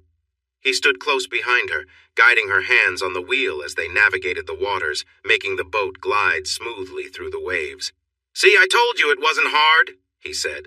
Tammy playfully replied, You're joking, Mickey. This is tricky. Maybe one day I'll get to steer alone." She laughed, realizing the misunderstanding could be seen in more than one way. Just then, she noticed Ostia getting up and looking around, probably wondering where they had gone. Ostia had never said anything to challenge him, but she thought it was part of the deal that Mickey might try some new experiences when he was away, especially with business partners. However, she saw Tammy as a threat to her plans and wanted to find a way to get rid of her quickly. Mickey passed control of the boat to the captain he hired and went to join the others on the sun deck. They relaxed and enjoyed some drinks before heading back to the marina and Mickey's house. Mr. Jones had to admit that Tanya was doing a better job at pretending to be Tammy than he had expected. He imagined them at the helm together for a while before Ostasia would wonder where they were and go looking for them. Wanting to impress Tammy, Mickey decided to book a table at the 8 Mosphere restaurant in the Burj Khalifa, the tallest building in the world and known for having one of the highest restaurants. He called Saeed to arrange it, telling him to use any connections he had to secure a reservation. An hour later, Saeed called back to confirm a booking for 4 people. Mickey knew it cost him a significant favor, but he felt it was worth it. When they returned to Mickey's house at 4 p.m., they had an hour and a half to get ready. Mickey told Tammy he had planned a wonderful dinner experience for them and encouraged her to dress nicely. In her room, Tanya wrestled with her feelings about leaving her husband. She and Mr. Smith had agreed she could speak to Matt after a couple of days, hoping he would be calm enough for a sensible chat. She hoped he had gone to Saint-Tropez, but she doubted it based on how upset he was when they last saw each other. All her things were left on the plane and taken to Mr. Smith's office until she returned to England. Tanya went to Mr. Jones's room. The phone she had was unable to make regular calls as a safety measure from Mr. Smith. Instead, it used a special government app that hid her number, making calls untraceable and secure. If she tried to call someone, both Smith and Jones were notified and could approve or deny the call. She tried to call Matt using the app, expecting him to be angry. He was even more upset than she thought he would be. She tried to soothe him, saying she had read his messages and would be back soon, but he didn't want to hear it. Something had changed for him since she left, and he gave her an ultimatum. Either stop lying and check the messages he sent, or they were done. He told her to call him back in 90 minutes when he was at the terminal in England. She could tell from his voice that he meant every word. Mr. Jones talked to Mr. Smith received some alarming messages that had been sent to her phone in London. As Tammy read them, she felt overwhelmed and dropped the phone. She fell back onto the bed, shocked. "I need to go home. Matt needs me now more than ever," she cried out. In a rush, she darted to the bathroom, feeling sick. Mr. Jones picked up the phone and looked through the messages. It was startling news. Matt's grandmother had passed away. Just when things seemed to be improving, this could change everything. He decided to call Mr. Smith. Meanwhile, Tammy was in distress. Tanya, another part of her mind, took over, and she longed to go home. For the next half hour, a heated discussion unfolded between Tanya, Smith, and Jones. They warned her that if she left now, it would be seen as a serious mistake, and she could lose her government job. Mr. Smith made it clear that finding a new job would be very difficult. He said he understood her situation and assured her that things were going well in Dubai. He promised that in 5 days they could move ahead with their plans, and then she could go home. Tammy's eyes were puffy from crying, and her stomach was still unsettled. Just then, Mickey burst in looking upset. "Why aren't you getting ready, Tammy? I came to give you a necklace for dinner and you weren't in your room." He noticed her red eyes and realized something was wrong. Mickey angrily confronted Lucas Jones. "What happened to her?" "Hold on, Mickey. You're misunderstanding this. She came down saying she felt ill. She's been dealing with a nasty stomach issue. I told her where you made dinner plans and she's really upset about it," Jones explained, pointing out how much Tammy wanted to be there. Tammy staggered back to the bathroom, feeling unwell without even closing the door. Mickey was furious. He wanted to show Tammy he was strong and respected, even in Dubai. He grabbed his phone and called Youssef. "I don't care where you are. Get here right now," he demanded, hanging up before Youssef could respond. Mickey was frustrated, but he didn't realize why. He didn't think he had done anything wrong. "Lucas, I pulled some strings to get us into that restaurant tonight. I'm not letting that go to waste. Make sure one of your associates joins us. I'll have Saeed and Fatima look after Tammy when she's able to return to her room. From now on, she stays out of your room, understood? Mickey said firmly. Lucas nodded in agreement. It would complicate their plans, but they still had options. Once Tammy stopped feeling sick, Mickey took her back to her room. As they walked, he asked if she was unwell or if something had happened with Lucas Jones. Mickey was surprised by how upset she was about missing the restaurant. He didn't realize that she was actually troubled by the news of her mother-in-law's death, which was affecting her deeply. Mickey promised to make things better for her.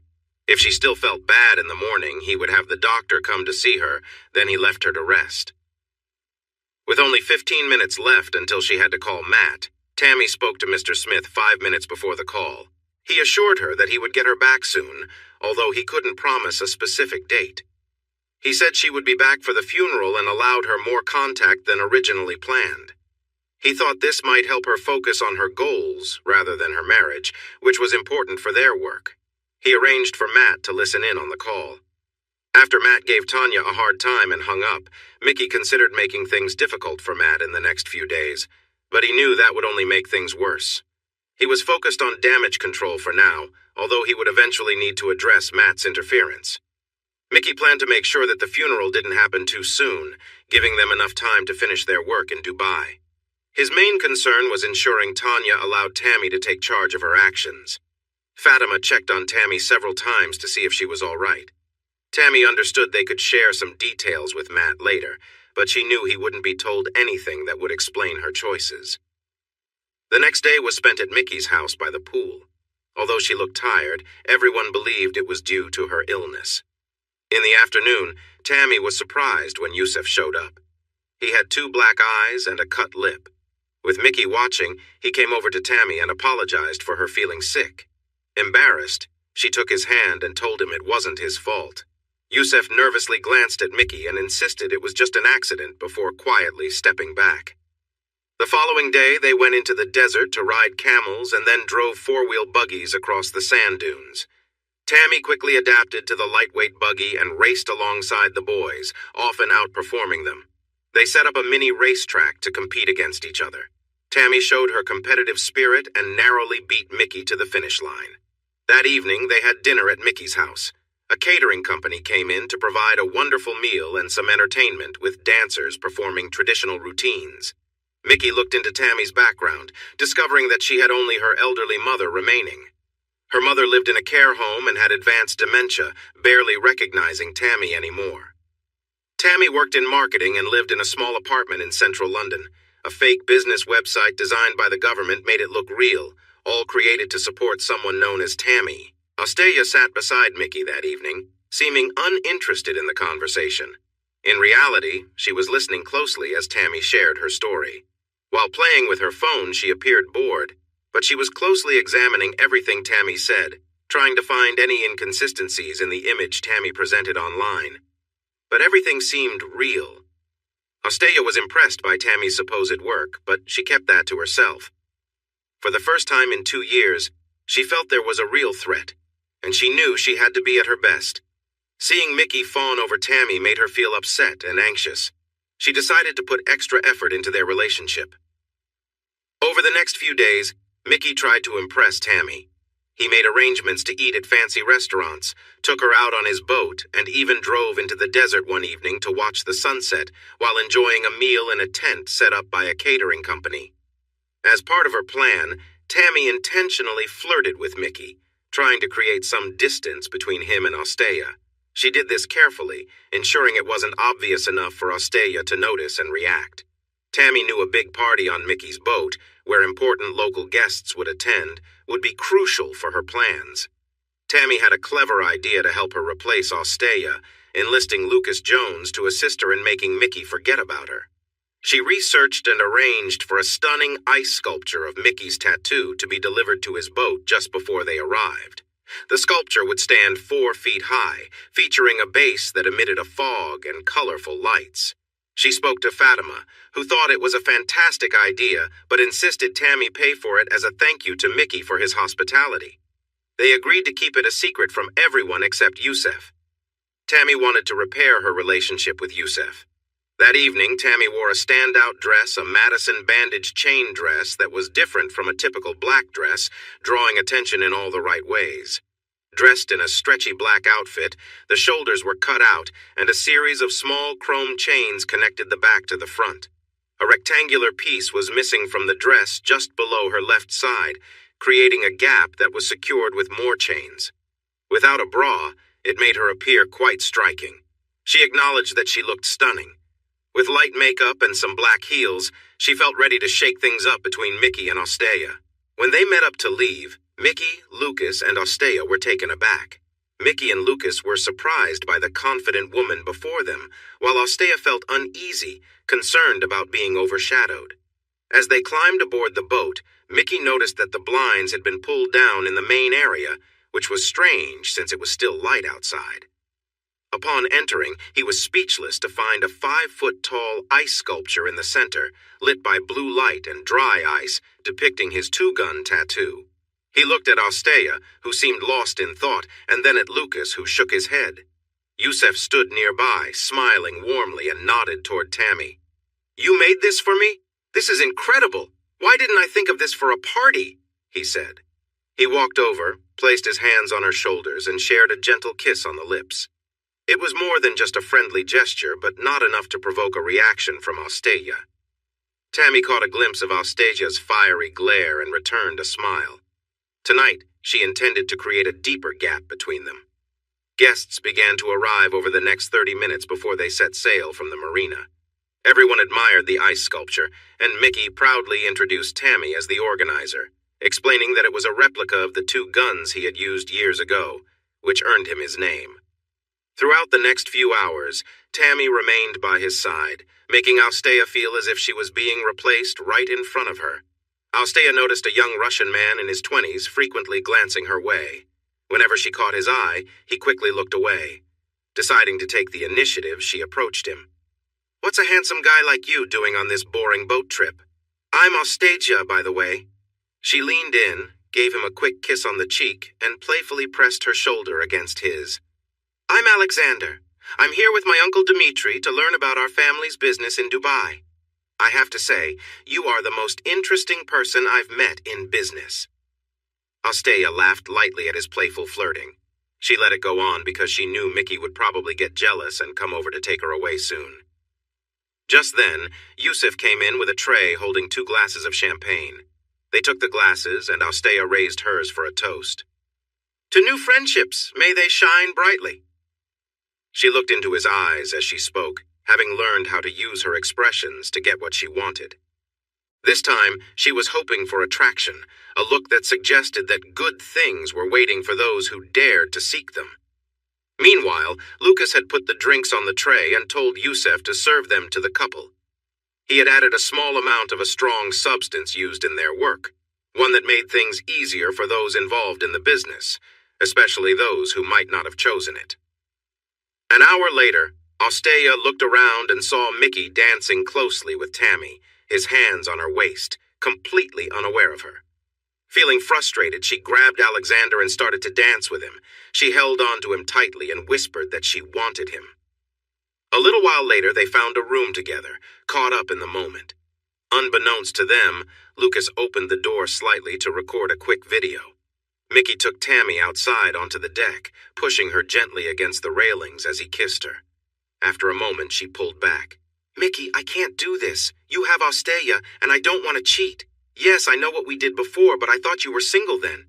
Plus, I haven't had a boyfriend in weeks, and you're really attractive, but I can't do this. What if Ostea walked in? I remember her words about fish, and I know they were meant for me." She looked at him sadly, and he was surprised. It seemed she had some principles. It was the first time a woman had turned him down. Usually they were eager to catch his attention or see him as a trophy, but Tammy was different. He looked around, wondering when he last saw Ostea, perhaps with a young Russian man. It didn't matter. He would look for her soon to smooth over any tension he felt sure she had. This trip had purposes beyond just business. The Russians were discussing something about a shipment that had gone missing on its way to Ukraine, and Mickey might be interested in that. Dmitri glanced at Tammy with interest. glad to keep her close enough to hear a conversation that might have gone unnoticed in different circumstances. The boat came back to the harbor at 4 in the morning, and by the time they settled down for sleep, it was 6. The next day, everyone slept in, waking up just before noon. In the morning, Lucas sent Tammy a short video clip, saying it was filmed by her while she was looking for the bathroom. Tammy then received a message from Mr. Smith, letting her know that she had a flight home the next day. She was supposed to show Mickey the video clip that night and leave his place early in the morning to avoid getting mixed up in any issues that might follow. Mickey had developed feelings for Tammy, which had influenced Asteya to connect with Alexander, leading to uncertain outcomes ahead. As she prepared to head home, Tammy felt a wave of guilt for not being there for Tanya. She wanted to return quickly, trusting that Mr. Smith would figure out the best approach. Later that day, she felt less cheerful, unsure if it was from the previous night's festivities, Mickey's attention, or the thought of having to talk to Matt and prepare for what was next. Later that night after dinner, Mickey quietly entered her room while she was packing. "Tammy, I've really enjoyed spending time with you. If you ever want to come back, just let me know. Your ice sculpture idea last night got a lot of positive attention for me. With that in mind, I'd like you to consider working for me. I think you could really bring some excitement to my business." "Thank you, Mickey. I wanted to find a way to show my appreciation for your kindness, especially since I know how hard you worked to get us that booking at the Burj Khalifa Tower. I figured money isn't a problem for you, so I wanted to find something more meaningful. I'm about to begin a new work project, but I can delay it for a week. Can we meet up when you get back to talk about what you want?" "I want to help, Mickey, but like you, I have my principles, and I need to think about my relationship with Asteya. Your presence has made me realize it's time for her to decide." Tammy suddenly started to cry as thoughts of Matt and the idea of starting a family with him filled her mind. She felt far from that dream now. "Hey, don't cry, Tammy, life happens," Mickey said softly. "It's not that, Mickey. I saw something last night and I'm unsure if I should tell you." His expression grew more serious. "What did you see, Tammy?" She unlocked her phone, found the video from the night before, and handed it to Mickey. "I'm really sorry, Mickey." After watching the clip, Mickey gave her back the phone. He asked her to send him the video, then he quietly left her room. Mickey and Lucas were missing for the rest of the evening. Only Lucas was there to say goodbye with his biggest smile when she left. He told her that the first phase was a success and that he would see her in a couple of days in London. Yusuf drove her to the airport. She apologized for Mickey's behavior, but he shrugged it off, saying it was part of the job. Mickey was a great boss, willing to do anything for him if needed. At the airport, she thanked Yusuf and said she hoped to see him again. Yusuf laughed, saying, "Oh, you'll see me again, and sooner than you think." He tapped his nose playfully. She gave him a quick kiss on the cheek and headed through the airport on her first-class flight back to England. Mr. and Mrs. Smith were sitting near her. They couldn't have a real conversation, but Mr. Smith made it clear he was happy. Now she had to prepare for the consequences of leaving Matt in Lyon just 10 days ago. Back in Dubai, Mickey woke up and told Asteya to get ready to spend time with him.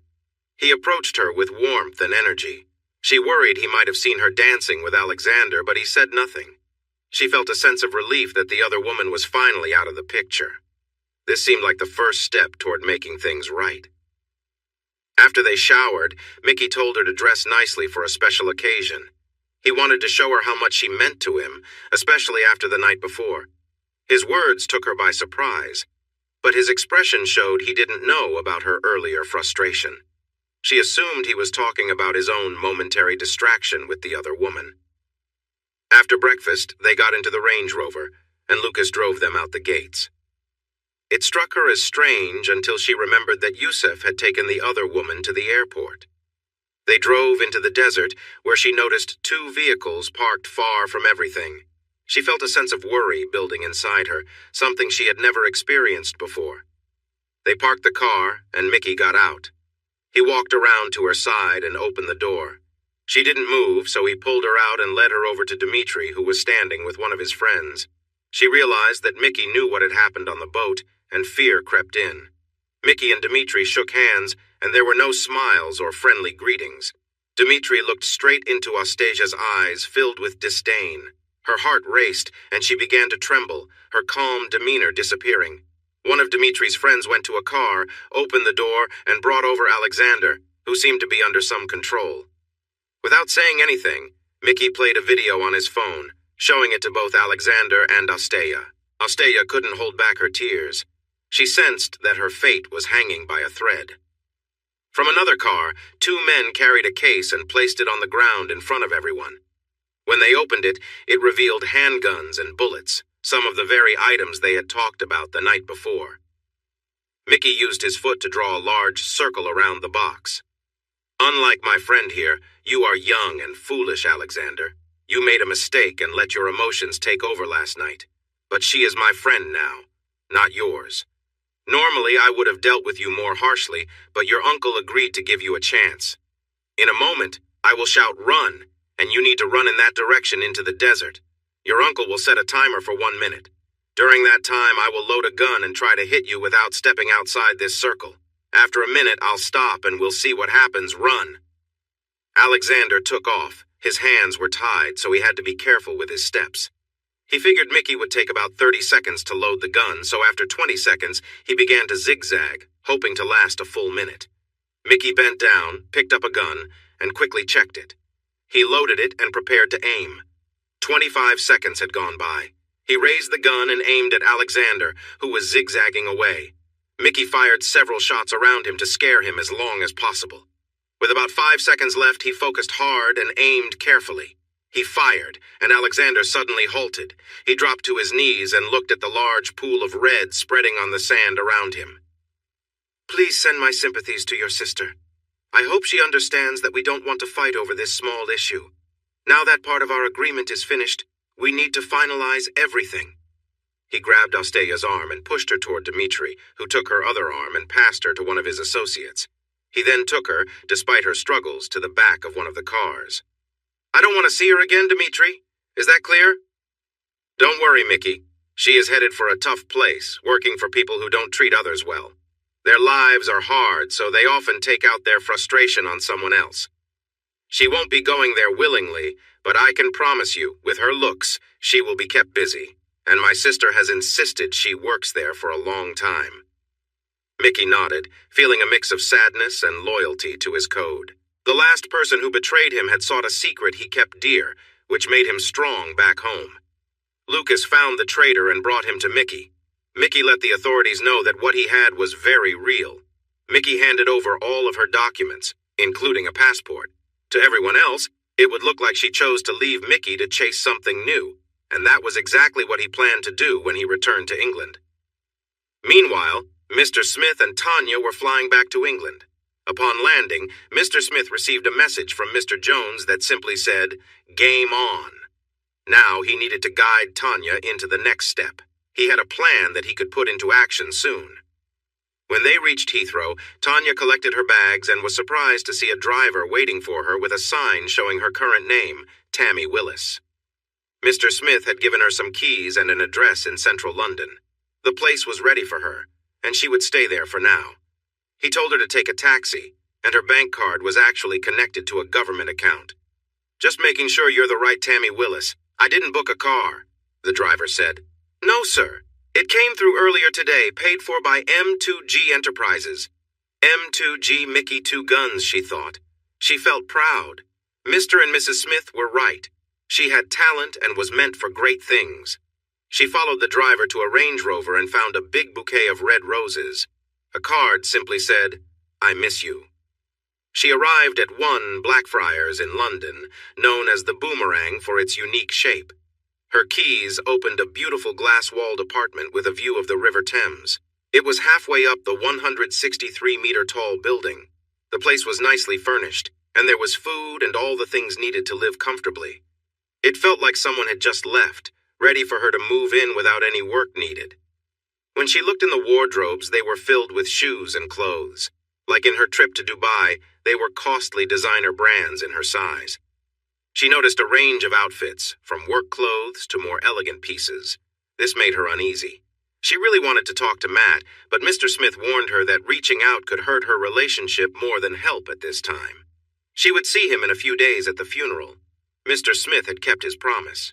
She was there to pay her respects to Georgina and Matt. The next day, she took the tube train to the SIS building along the embankment, the home of MI6 and other secret parts of the government. She used the pass given to her by Mr. Smith and followed the directions to the right floor.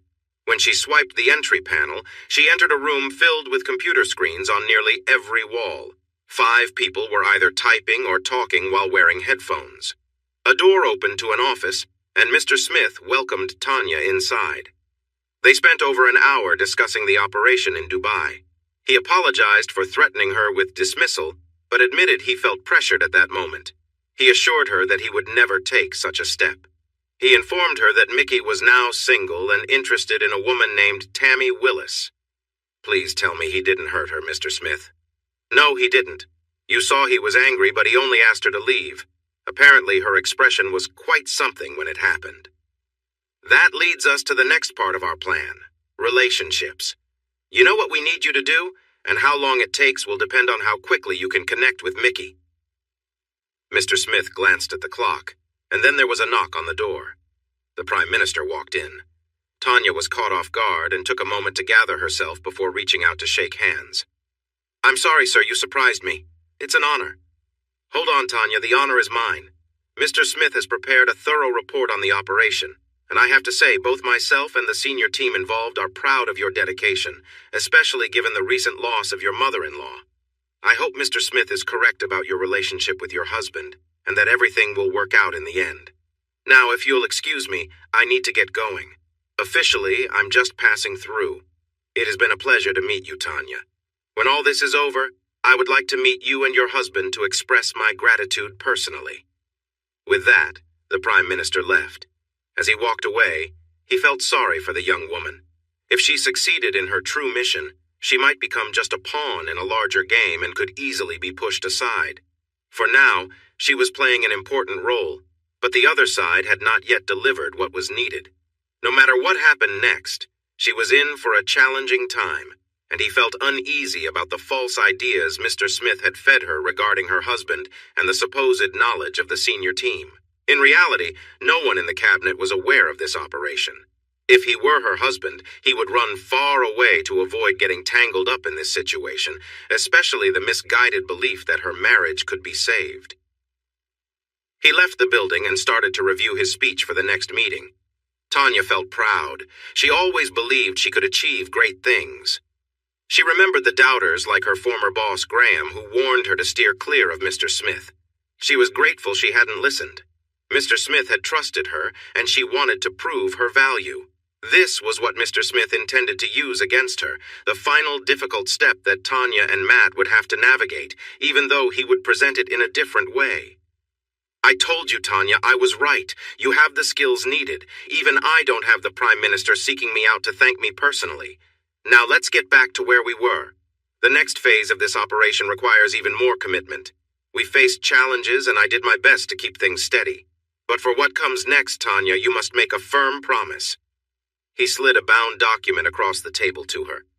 Tanya, because of the importance of what you are expected to do, you and Matt will need to sign this agreement with the government to protect yourselves and, most importantly, you. Please read this with an open mind. We can discuss it one page at a time, but please try to keep your feelings in check. Tanya opened the document and began reading. It felt confusing to her, like a strange story. She couldn't handle it. It seemed much harsher than what she felt or expected. In Dubai, she always thought that her relationship with Matt would heal itself, just like it had before. But this was different. With little contact with Matt for months, her life as Tanya seemed to be fading away. Everything she owned was given to Matt. Their marriage was canceled as if it never happened. When she learned that if she had a child while working, the state would help pay for its upbringing, she had to excuse herself and felt sick at the thought of having someone else's child. That day, Mrs. Smith, Matt's wife, came in for the second time to speak with Tanya. Together, they used her strong wish to succeed against her. But the biggest concern was about having a child. Mrs. Smith worked on her tablet. Tanya, it says your contraceptive implant needs to be replaced in 6 months. We'll make sure it's on Tammy's phone calendar, but I'm sure you'll remember too. That rule is there to avoid the problems the government faced in the past. Mrs. Smith handed her the tablet, and Tanya quickly looked through a news article. She vaguely remembered it, but it was surprising when she thought about it more. It dated back to the 1980s and involved a man named Bob Lambert, who had a child with a woman while working undercover with a controversial group. You see, Tanya, there's nothing to worry about. It's a standard rule for operations like this, so it doesn't end up in court. This was enough to convince Tanya that while she's part of the program, it didn't matter. After spending the day breaking Tanya's spirit, they arranged for a car to take her to the funeral. They suggested she enter the chapel at the last moment and sit quietly inside while the coffin was lowered into the ground. It wouldn't be fair for Matt to know she was there, but he would appreciate that she kept her promise if she spoke to him briefly before leaving.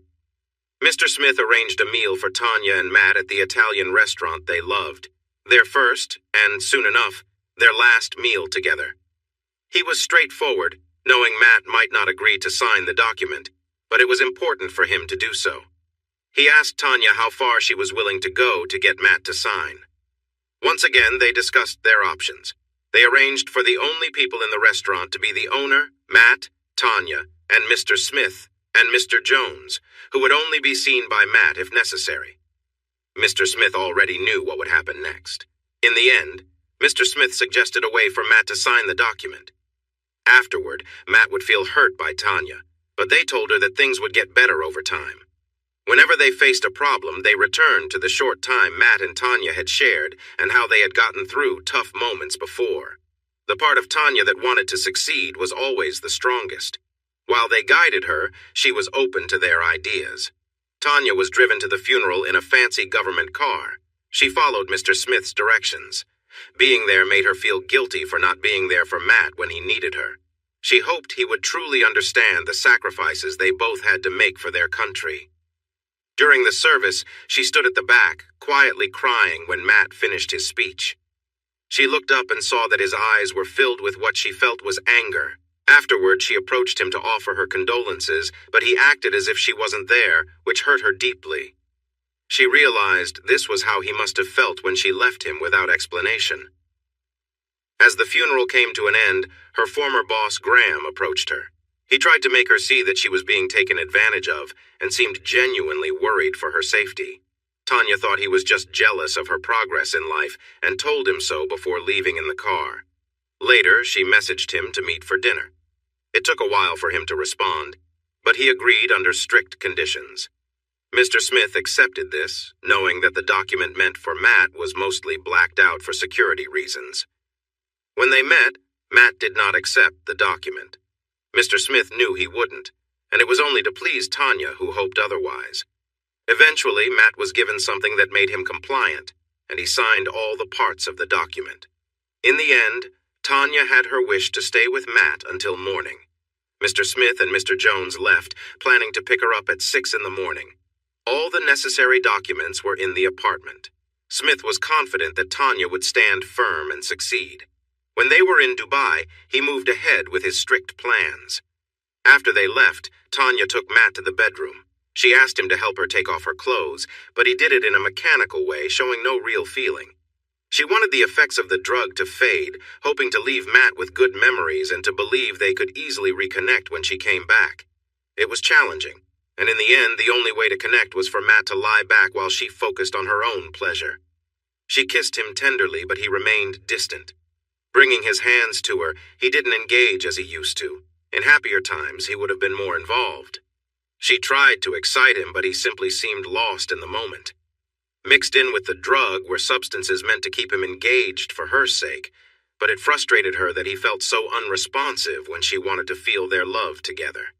At 6 in the morning, she quietly left, leaving a note in hopes that he would understand. She looked around the apartment that they shared and hoped that when she returned, they would be ready to sell it, planning to buy a house where they could raise the children that were now her next big dream. She kissed him goodbye and walked away. Later that day, she felt guilty for deceiving her husband. The night before, she had thought he might be open to signing the document. Mr. Smith had suggested there was a slight chance, but at the funeral, the anger in his eyes was surprising. She felt like she no longer existed and cried for what she had lost. In the afternoon, she broke down and called Matt, only to find his number was no longer in service. Though she was warned not to contact him, her new life felt shaky, and she needed to adjust before things changed. Suddenly, her phone rang. It was Mickey. "Hi, Tammy, I just got back to the UK. I'm sorry I didn't say goodbye, but I wanted to thank you for showing me that video. Many wouldn't have told me and let me stay in the dark." After a talk the next day, Austelia decided to try something new. "I'm free now, Tammy, and I'd like to invite you to dinner on Friday. I've made a reservation at the Beast. Do you like steak and lobster? We can talk about work. I have an idea that might interest you." "Hi, Mickey. I love steak and lobster. I just checked where the Beast is. By the way, are you a swinger?" Mickey paused for a moment. He said that if Tammy had been with him, she would not have liked how unhappy he looked. "No, Tammy, I don't share my partner with anyone," she laughed. "I'm glad you think that way. I was just joking. The place I meant is called Swingers Crazy Golf. Let's meet there for a round or two of golf and have some drinks before dinner. Since we're both competitive, I'm sure we can make a fun bet to bring out our competitive sides." Mickey chuckled, realizing she had made a light-hearted joke at his expense. Most people didn't joke with Mickey like that, but Tammy was different. He agreed, and they planned to meet at 5 o'clock that Friday. Mickey arrived first, dressed sharply, looking like he belonged in a show about the past. Most people noticed he was the real deal. When Tammy walked in, everyone's attention quickly turned to her. She wore a stunning red dress that hugged her figure and showed off her leg as she walked in her red heels. The dress ruffled around her waist but clung closely elsewhere, highlighting her shape. The neckline was deep, drawing attention to her beauty. Every time Mickey saw her, he felt drawn closer, like a magnet. "Tammy, look around. Everyone is watching you. I've been dreaming about you every night, but seeing you here is something else. You look amazing, and it's definitely making an impact on me." "Thanks, Mickey. And you look fantastic, too." She wrapped her arms around him and kissed him warmly. Her hand playfully slid down, teasing him. Unlike a few days ago, there was no one else around him. Mickey pulled out a small box with a silk ribbon. When Tammy opened it, she found a pair of beautiful gold earrings that sparkled like tiny chandeliers made of diamonds. She hesitated to accept the gift, but Mickey insisted he had brought them from Dubai just for her. She wore them, and people admired her even more. As they got ready for their first round of golf, they made a light-hearted wager. The loser would have to perform a fun little dance at the end of the evening. Tammy was determined to put on the best show she could. They played a game of indoor golf, and despite her best efforts, Tammy ended up losing. Mickey smiled, took a deep breath, and looked at her with a grin. They crossed the street and enjoyed a nice meal. When it was time to pay, the bill was nearly £1,000 for both of them. Tammy offered to pay half, but Mickey refused. He had invited her out, and he was happy to cover the cost. For him, it was a small price to pay to spend time with Tammy. They paid and stepped back outside. "What do you want to do now, Tammy? I have a room booked at Claridge's if you'd like to continue the evening. I can call my driver to pick us up. He's nearby, so he can drop you off after and then take me home. We can do whatever you prefer." Tammy knew what she had to decide, but she couldn't shake off the reality of the situation. She would be with another man for the first time since her marriage. She kept telling herself it was just a friendly act before she replied, "I'd love to spend the night at Claridge's, Mickey, but can we stop by my apartment first? I need to grab some personal things for the morning. I don't want to feel awkward tomorrow." Mickey agreed and called his driver. They stopped at Tammy's apartment, where she packed an overnight bag, and then they headed to Claridge's. In the room, Mickey ordered a bottle of champagne. He took off his jacket and waistcoat as they sat on the bed. Tammy seemed a bit shaky, which Mickey noticed. "Are you all right? If you feel this is too much too soon, just say so. I don't want to rush anything, Tammy." Tammy stood up, shifting nervously in front of him. "I'm just a bit anxious, Mickey. I've only had one serious boyfriend back in college, and it only lasted a year. Most of my other relationships have been casual, so this feels like a big step for me." That wasn't entirely true. She felt nervous because she was about to take this big step with Mickey. She turned around and asked him to help with her dress, which he did. Turning back, she slipped the dress off her shoulders and let it fall to the floor. She was left in just her heels and the earrings Mickey had given her earlier. What happened next surprised Mickey. He leaned closer to Tammy, now realizing how vulnerable she was. His attention was drawn to a small tattoo she had. "What's this tattoo about, Tammy?" She sighed, remembering their earlier conversation about her tattoo. "When I was in college, I had my first love, but it didn't last long. Toward the end, I felt like he was drifting away, so I made a mistake and got this tattoo to show him how I felt. In the end, it didn't change anything. He still broke up with me. I keep meaning to do something with it," she said. Mickey pulled her closer. If their relationship grew, he had ideas for that tattoo. His hand slid up her sides and rested gently. He leaned in to kiss her softly before they fell back onto the bed.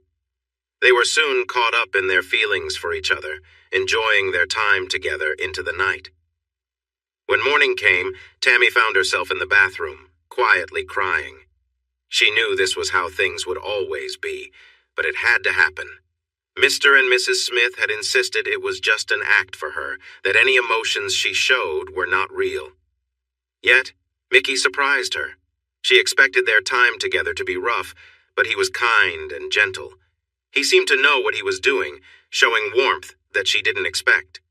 Although she struggled with her feelings about it, the experience itself wasn't bad physically.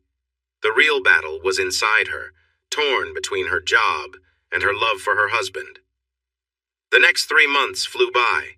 Within a month, Tammy moved into Mickey's big 6-bedroom house near Raynham in Essex. During the first 4 weeks, he showed her his legitimate businesses, including a nightclub and casino in Southend. He wanted her to help rebrand them. She suggested new ideas for 2 hotels. One would cater to hen parties and include a spa and bottomless brunches. The other would attract stag parties with activities like fishing and off-roading. By building 2 hotels with a shared dining area, they could save money by using one kitchen and bar. They planned to connect it to the casino and nightclub, offering VIP options. Mickey liked the ideas, and soon they bought a large empty hotel and began working on their plans. This would not only expand his business, but also help him manage money from less-than-a-deal activities. Tammy quickly became a part of Mickey's life, and it all felt natural. His mother and sister adored her from the start, teasing Mickey not to let her go because she was so much better than him. It was a light-hearted joke, but Mickey realized that she was definitely more intelligent than he was. Early on, he asked his old friend Tony T., who was good with computers, to install some software to keep track of Tammy's online and phone activity. Mickey told Lucas he was a lucky guy because he noticed that Lucas spent a lot of time shopping for nice clothes, especially pretty outfits. Lucas had been in touch with a care home and received job offers through different agencies while using banking apps. Mickey couldn't find anything that seemed to trouble Lucas, but he decided to set up a system to alert Lucas if it found anything suspicious. The worry in Mickey's mind that Lucas might be used by the government to learn about his secret began to fade with this news. Though Lucas Jones played an important role in Mickey's life, he had always acted as a freelancer, disappearing for days, which sometimes annoyed Mickey. However, this also worked to Mickey's advantage because Lucas always seemed to have connections that gave Mickey a heads-up on important things. He learned about rivals trying to take over his space and even police activities that could benefit him. Mickey chose to overlook Lucas's lack of loyalty, at least for now. Mickey learned that digging into Lucas's past revealed a person who was willing to do terrible things to achieve his goals. He needed to ensure that Lucas stayed on his side and close to him. However, Mickey could never reveal his deep secret to Lucas, who might try to take it from him for his own gain. Without that secret, Mickey felt he could be in serious danger. To help Tanya act as Tammy and communicate with Mr. Smith, several ideas were created. They found a woman in a care home who could pretend to be Tammy's mother, suffering from a type of dementia and with no known family or friends. This woman was moved to a care facility near Cambridge, and her details changed by the time she arrived at the new place. Now, she had the background to be accepted as Tammy's mother. Because of her dementia, it didn't matter that she had never met Tammy before. The care home was informed that the woman was taking experimental drugs and that a doctor overseeing the clinical trial would check on her from time to time. This doctor was actually Mr. Smith, allowing some direct communication between Tammy and him. Mickey only visited her once. He did not enjoy being around people suffering like Tammy's mother. With no connection to the person she used to be, he let Tammy go alone to the care home for future visits, saying he had business to take care of. They also set up another way for Tammy to communicate. By hacking well-known women's clothing websites, they made an account for Tammy through Mr. Smith's organization. They used secret codes related to the items that Tammy ordered, providing regular updates without raising suspicion. If important information needed to be sent back, she would ask to return the items. She would describe the problem with the clothes so that Mr. Smith would understand what was happening. To help with this, monthly printed catalogs arrived for Tammy from 4 companies. These catalogs were created just for her, with special words that helped her share information back. Mr. Smith suspected that Mickey had used his old friend Tony, an IT expert, to keep an eye on Tammy. His own IT person was sure that he couldn't find the special codes without the printed materials that were sent to Tammy. 3 months turned into 5, and Tammy and Mickey's relationship grew stronger. Mickey was very much in love with Tammy, and for the first time, he truly believed she was the one he wanted to marry and have a family with. He knew that Tammy was aware he was involved in more than just legitimate business, so he began to share bits of information with her. If she showed that she understood what was happening behind the scenes, he would reveal more about his hidden business. He had been guiding her into the person he wanted to be with, and she accepted this change. It was Mickey's mother's birthday, and he arranged for a private jet to take his close family to his vacation home in Dubai. At the same time, some Russians had a large amount of military gear they wanted to sell, indicating that this was more than just ordinary weapons. Mickey had been in contact with South American groups about drugs, and they showed interest in any advanced weaponry he might find. He sensed a big opportunity for profit and to build international connections. When the plane landed, Yusef greeted Mickey and Tammy in a luxurious Range Rover with 2 big limousines waiting for the other family members. Yusef smiled widely when he saw Tammy, and she walked over to hug him. "I told you I would see you again, Tammy. I knew that you'd kick the other woman out of Mickey's life, and good for you." Tammy smiled and asked, "What happened to her, Yusef? Where did she go?" He laughed. "I'm not completely sure, but I think she went to find someone even wealthier. Now she's probably wishing she hadn't."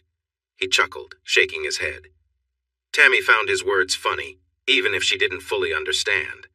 Lowering his voice, he explained further. "Let's just say she went back to living in the way she was used to, but it's not as glamorous for her anymore. She did the same now, every hour, every day, just to make sure she could stay safe." Tammy shuddered as she realized the fate that could await her if Mickey ever discovered who she really was and what she was up to. Each day, the life she led made it easier to push away the memories of Tanya, Matt's wife, trapped in her mind. Sometimes Tanya would try to speak up. Tammy knew her relationship with Mickey was wrong, yet she convinced herself it was all just an act to bring Mickey down, which was her job. But understanding that was becoming harder and harder for her. Unlike her last trip, she got to have dinner at Atmosphere in the Burj Khalifa, which Mickey had arranged for his mother's birthday. It was a truly special meal, high above the city lights of Dubai. As the evening went on, Mickey's family chatted among themselves while he found a quiet moment with his mother. She spoke to him frankly. "Mickey, you need to stop what you're doing to that girl. You're losing the very thing that made her care for you." Mickey looked at Tammy. "I love her, Mom. I want to make her perfect. She was perfect when you first laid eyes on her. Please don't change her more than you already have. I can see she loves you, and it seems she's doing what you want to keep you happy. I worry that if you push her too hard, she might pull away. Of all the women who have been with you over the years, she is truly special. Do the right thing for your father and me." "I plan to, very soon." She took his hand and held it, giving him a kiss on the cheek. That's the best birthday gift any mother could ask for. The following week, they returned to England, and life went back to normal. Tammy was busy planning hen and stag party packages. Flyers were sent to many gyms and handed out at nightclubs across the country. There was a spot on each flyer for clubs to stamp an ID, so any bookings made through them would earn a 10% commission. The bookings started coming in quickly. Mickey knew that with Tammy by his side, they made a great team, and he was deeply in love with her. Now he just needed to find a way to strengthen that love.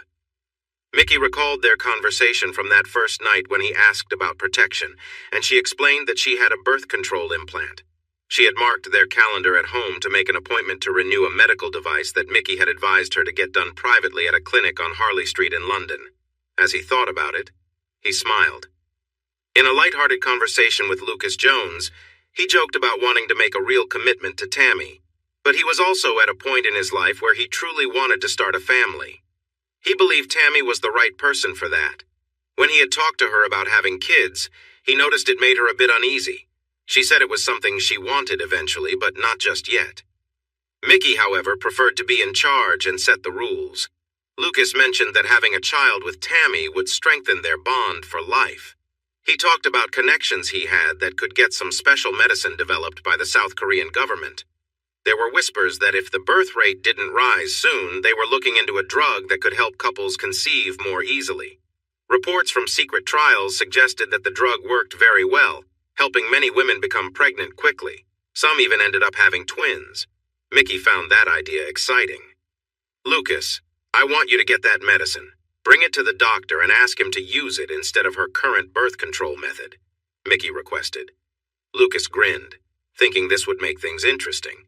He was still feeling the tension with Mr. Smith that had begun when they took the flight to Lyon to meet Tammy, who was still known as Tanya back then. The gap between him and Mr. Smith had grown wider since then, and something about the operation felt off. He could see that the government was putting a lot of resources into this, and he knew Tanya was now trapped in it. Yet he couldn't ignore that Mickey had developed strong feelings for Tammy.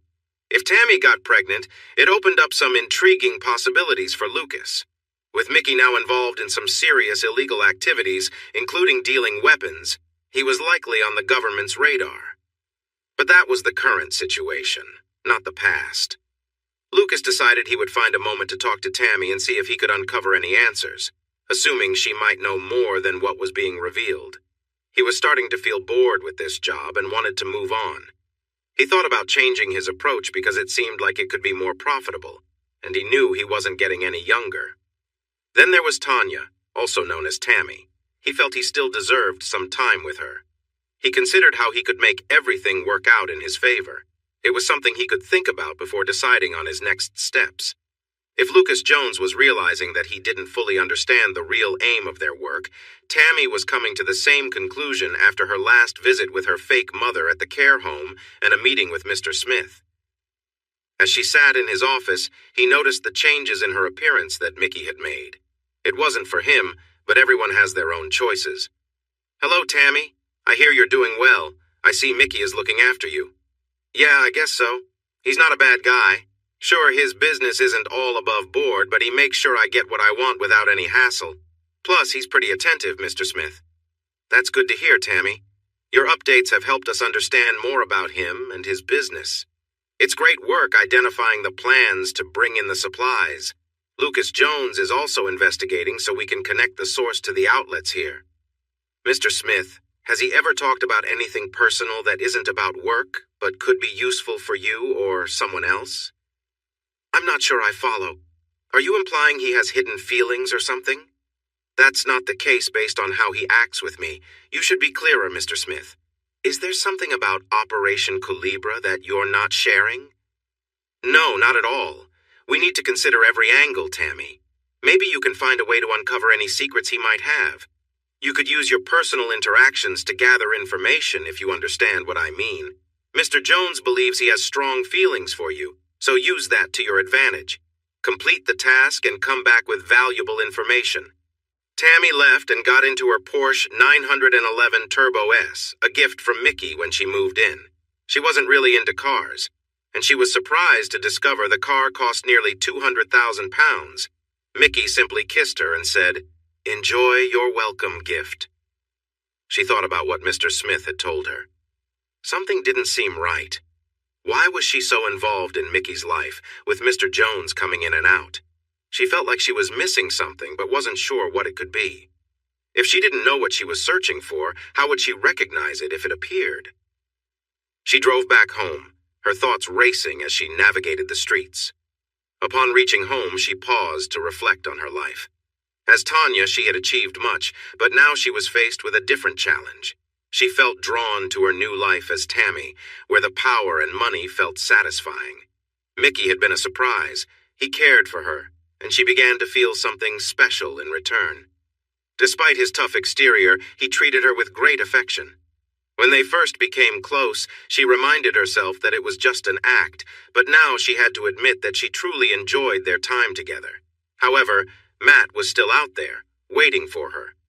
Conflicted, she shook her head, feeling her anger rise. Just then, Mickey came outside to greet her, and she took a deep breath as they shared a kiss and walked inside. The next morning, Tammy's calendar pinged, reminding her about her upcoming doctor's appointment for a contraceptive implant. "Mickey, do you have your doctor's number? I need to replace my implant." Mickey approached her and wrapped his arms around her. "Why not just remove it and let things happen naturally?" She felt tense and turned to face him. "I want children too, Mickey, but can we wait a bit longer? You know a lot about my past, but I still know very little about you. I'm not naive.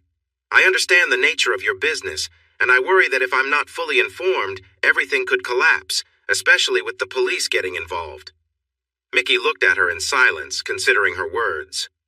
"Okay, Tammy, I see your point. I'll share the basics of our business, just not every detail. Over time, you'll learn how things work and you'll be a part of it.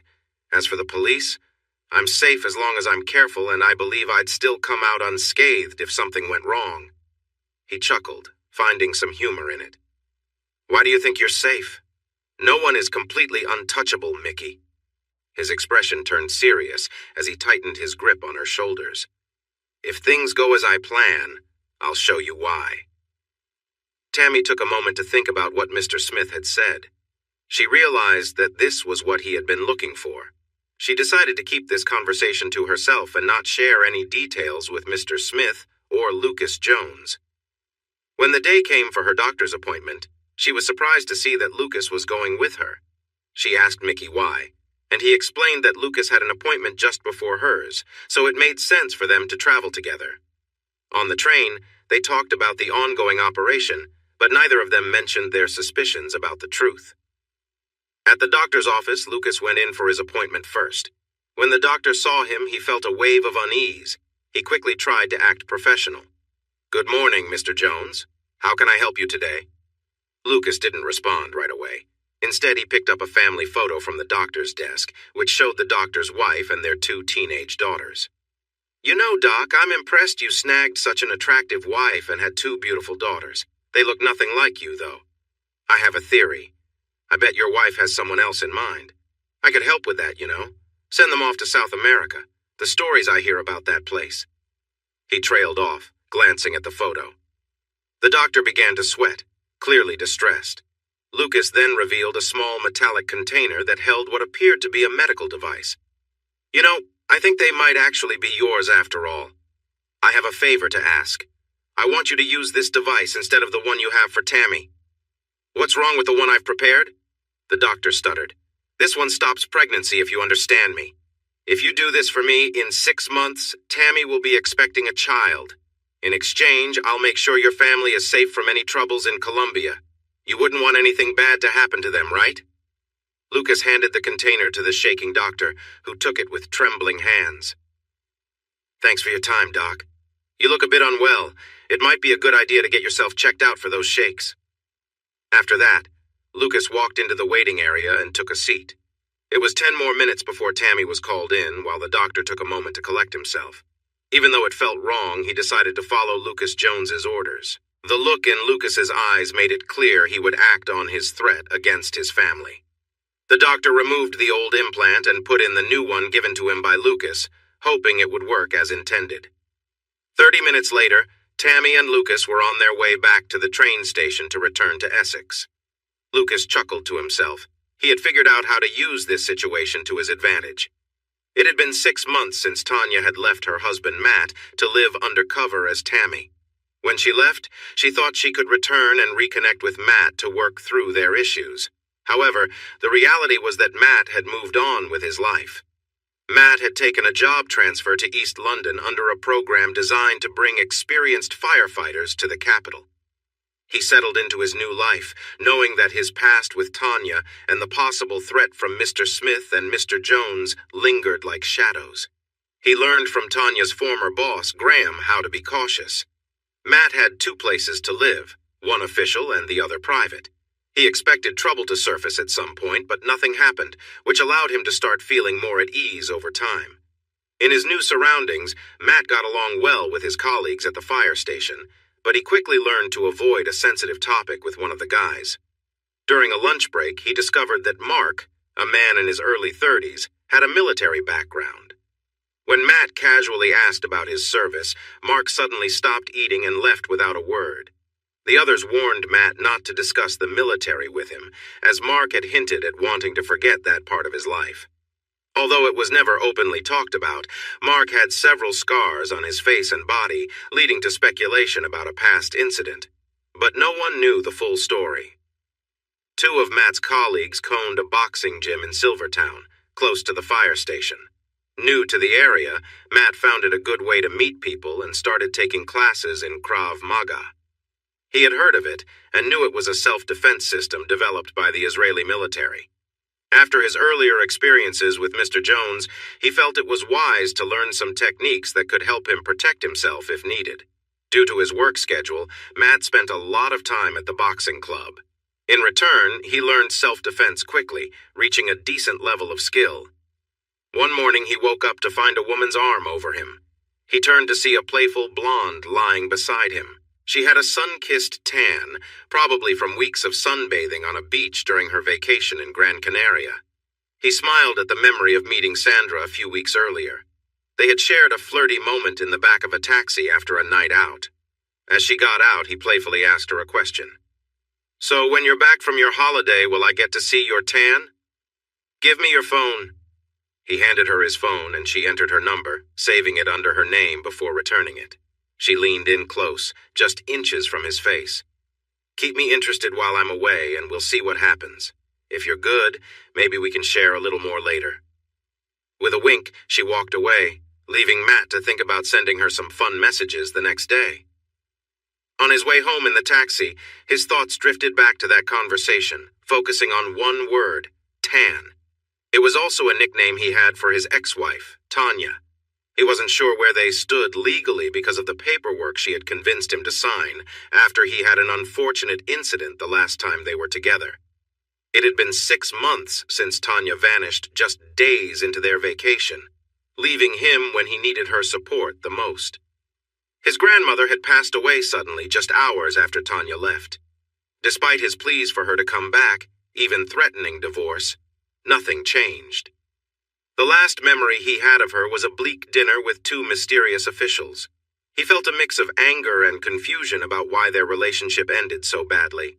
In time, he had come to believe that Tanya had some personal issue that surfaced when she had to choose between her job and their family plans. It didn't matter now. He knew he couldn't take her back. Weeks later, one of his friends was getting married, and the whole group was planning a fun weekend away for the bachelor party in South End. They had special access to a club on Friday night, a clay pigeon shoot on Saturday, a visit to the casino afterward, and then VIP tickets to a nightclub to cap off the weekend. All the guys from the watch were excited for a weekend of fun. Matt was not in a serious relationship with Sandra, but they had gone out together several times and shared some intimate moments. He told her he was away for a party weekend, and she said that was okay since they weren't exclusive at that point. They were pleasantly surprised by the hotel in South End. It had just been renovated and was designed especially for party groups. The hotel next door was aimed at women's gatherings, and both places shared a big dining and bar area, which the guys thought was a smart idea. A few of Matt's friends had already started chatting with some women from the other hotel. Everyone was looking forward to Saturday night at the club, where they were promised special treatment. By Saturday night, the group was really in good spirits. One of their friends missed the afternoon fun because he chose to hang out with a woman from the other hotel instead. Nobody was surprised since there had been a lot of flirting at the bar the night before and during breakfast on Saturday. They quickly entered the club and were led to the VIP area meant for both the men's and women's groups, which had a special bar just for them. Once they were settled, Matt decided to get the first round of drinks. He made his way to the bar. It was a small area, but not as crowded as the main bar. He stood behind a beautiful woman who was wearing a very eye-catching dress. The dress appeared to be made of silver chains shaped like diamonds, with small crystal pieces hanging off them. It hugged her figure and left little to the imagination, showing a lot of her skin as it flowed over her back and shoulders. What really stood out were her tattoos. She had a detailed design running up each leg and 2 large crossed designs on her back. Matt was so focused on the tattoos that he didn't notice when she turned around with her tray of drinks. She gasped, and the tray of drinks fell to the floor, the sound of the glass breaking loud even with the music blasting in the club. Tanya looked at Matt, her eyes wide in surprise, while Matt stood just a few steps away, trying to understand what had happened to his wife. They both stood still, surprised by the unexpected sight of each other. Thanks for watching this video. Don't forget to subscribe to Infidelity Plus to stay updated with more captivating tales of infidelity and payback. Turn on notifications so you're the first to see our latest content.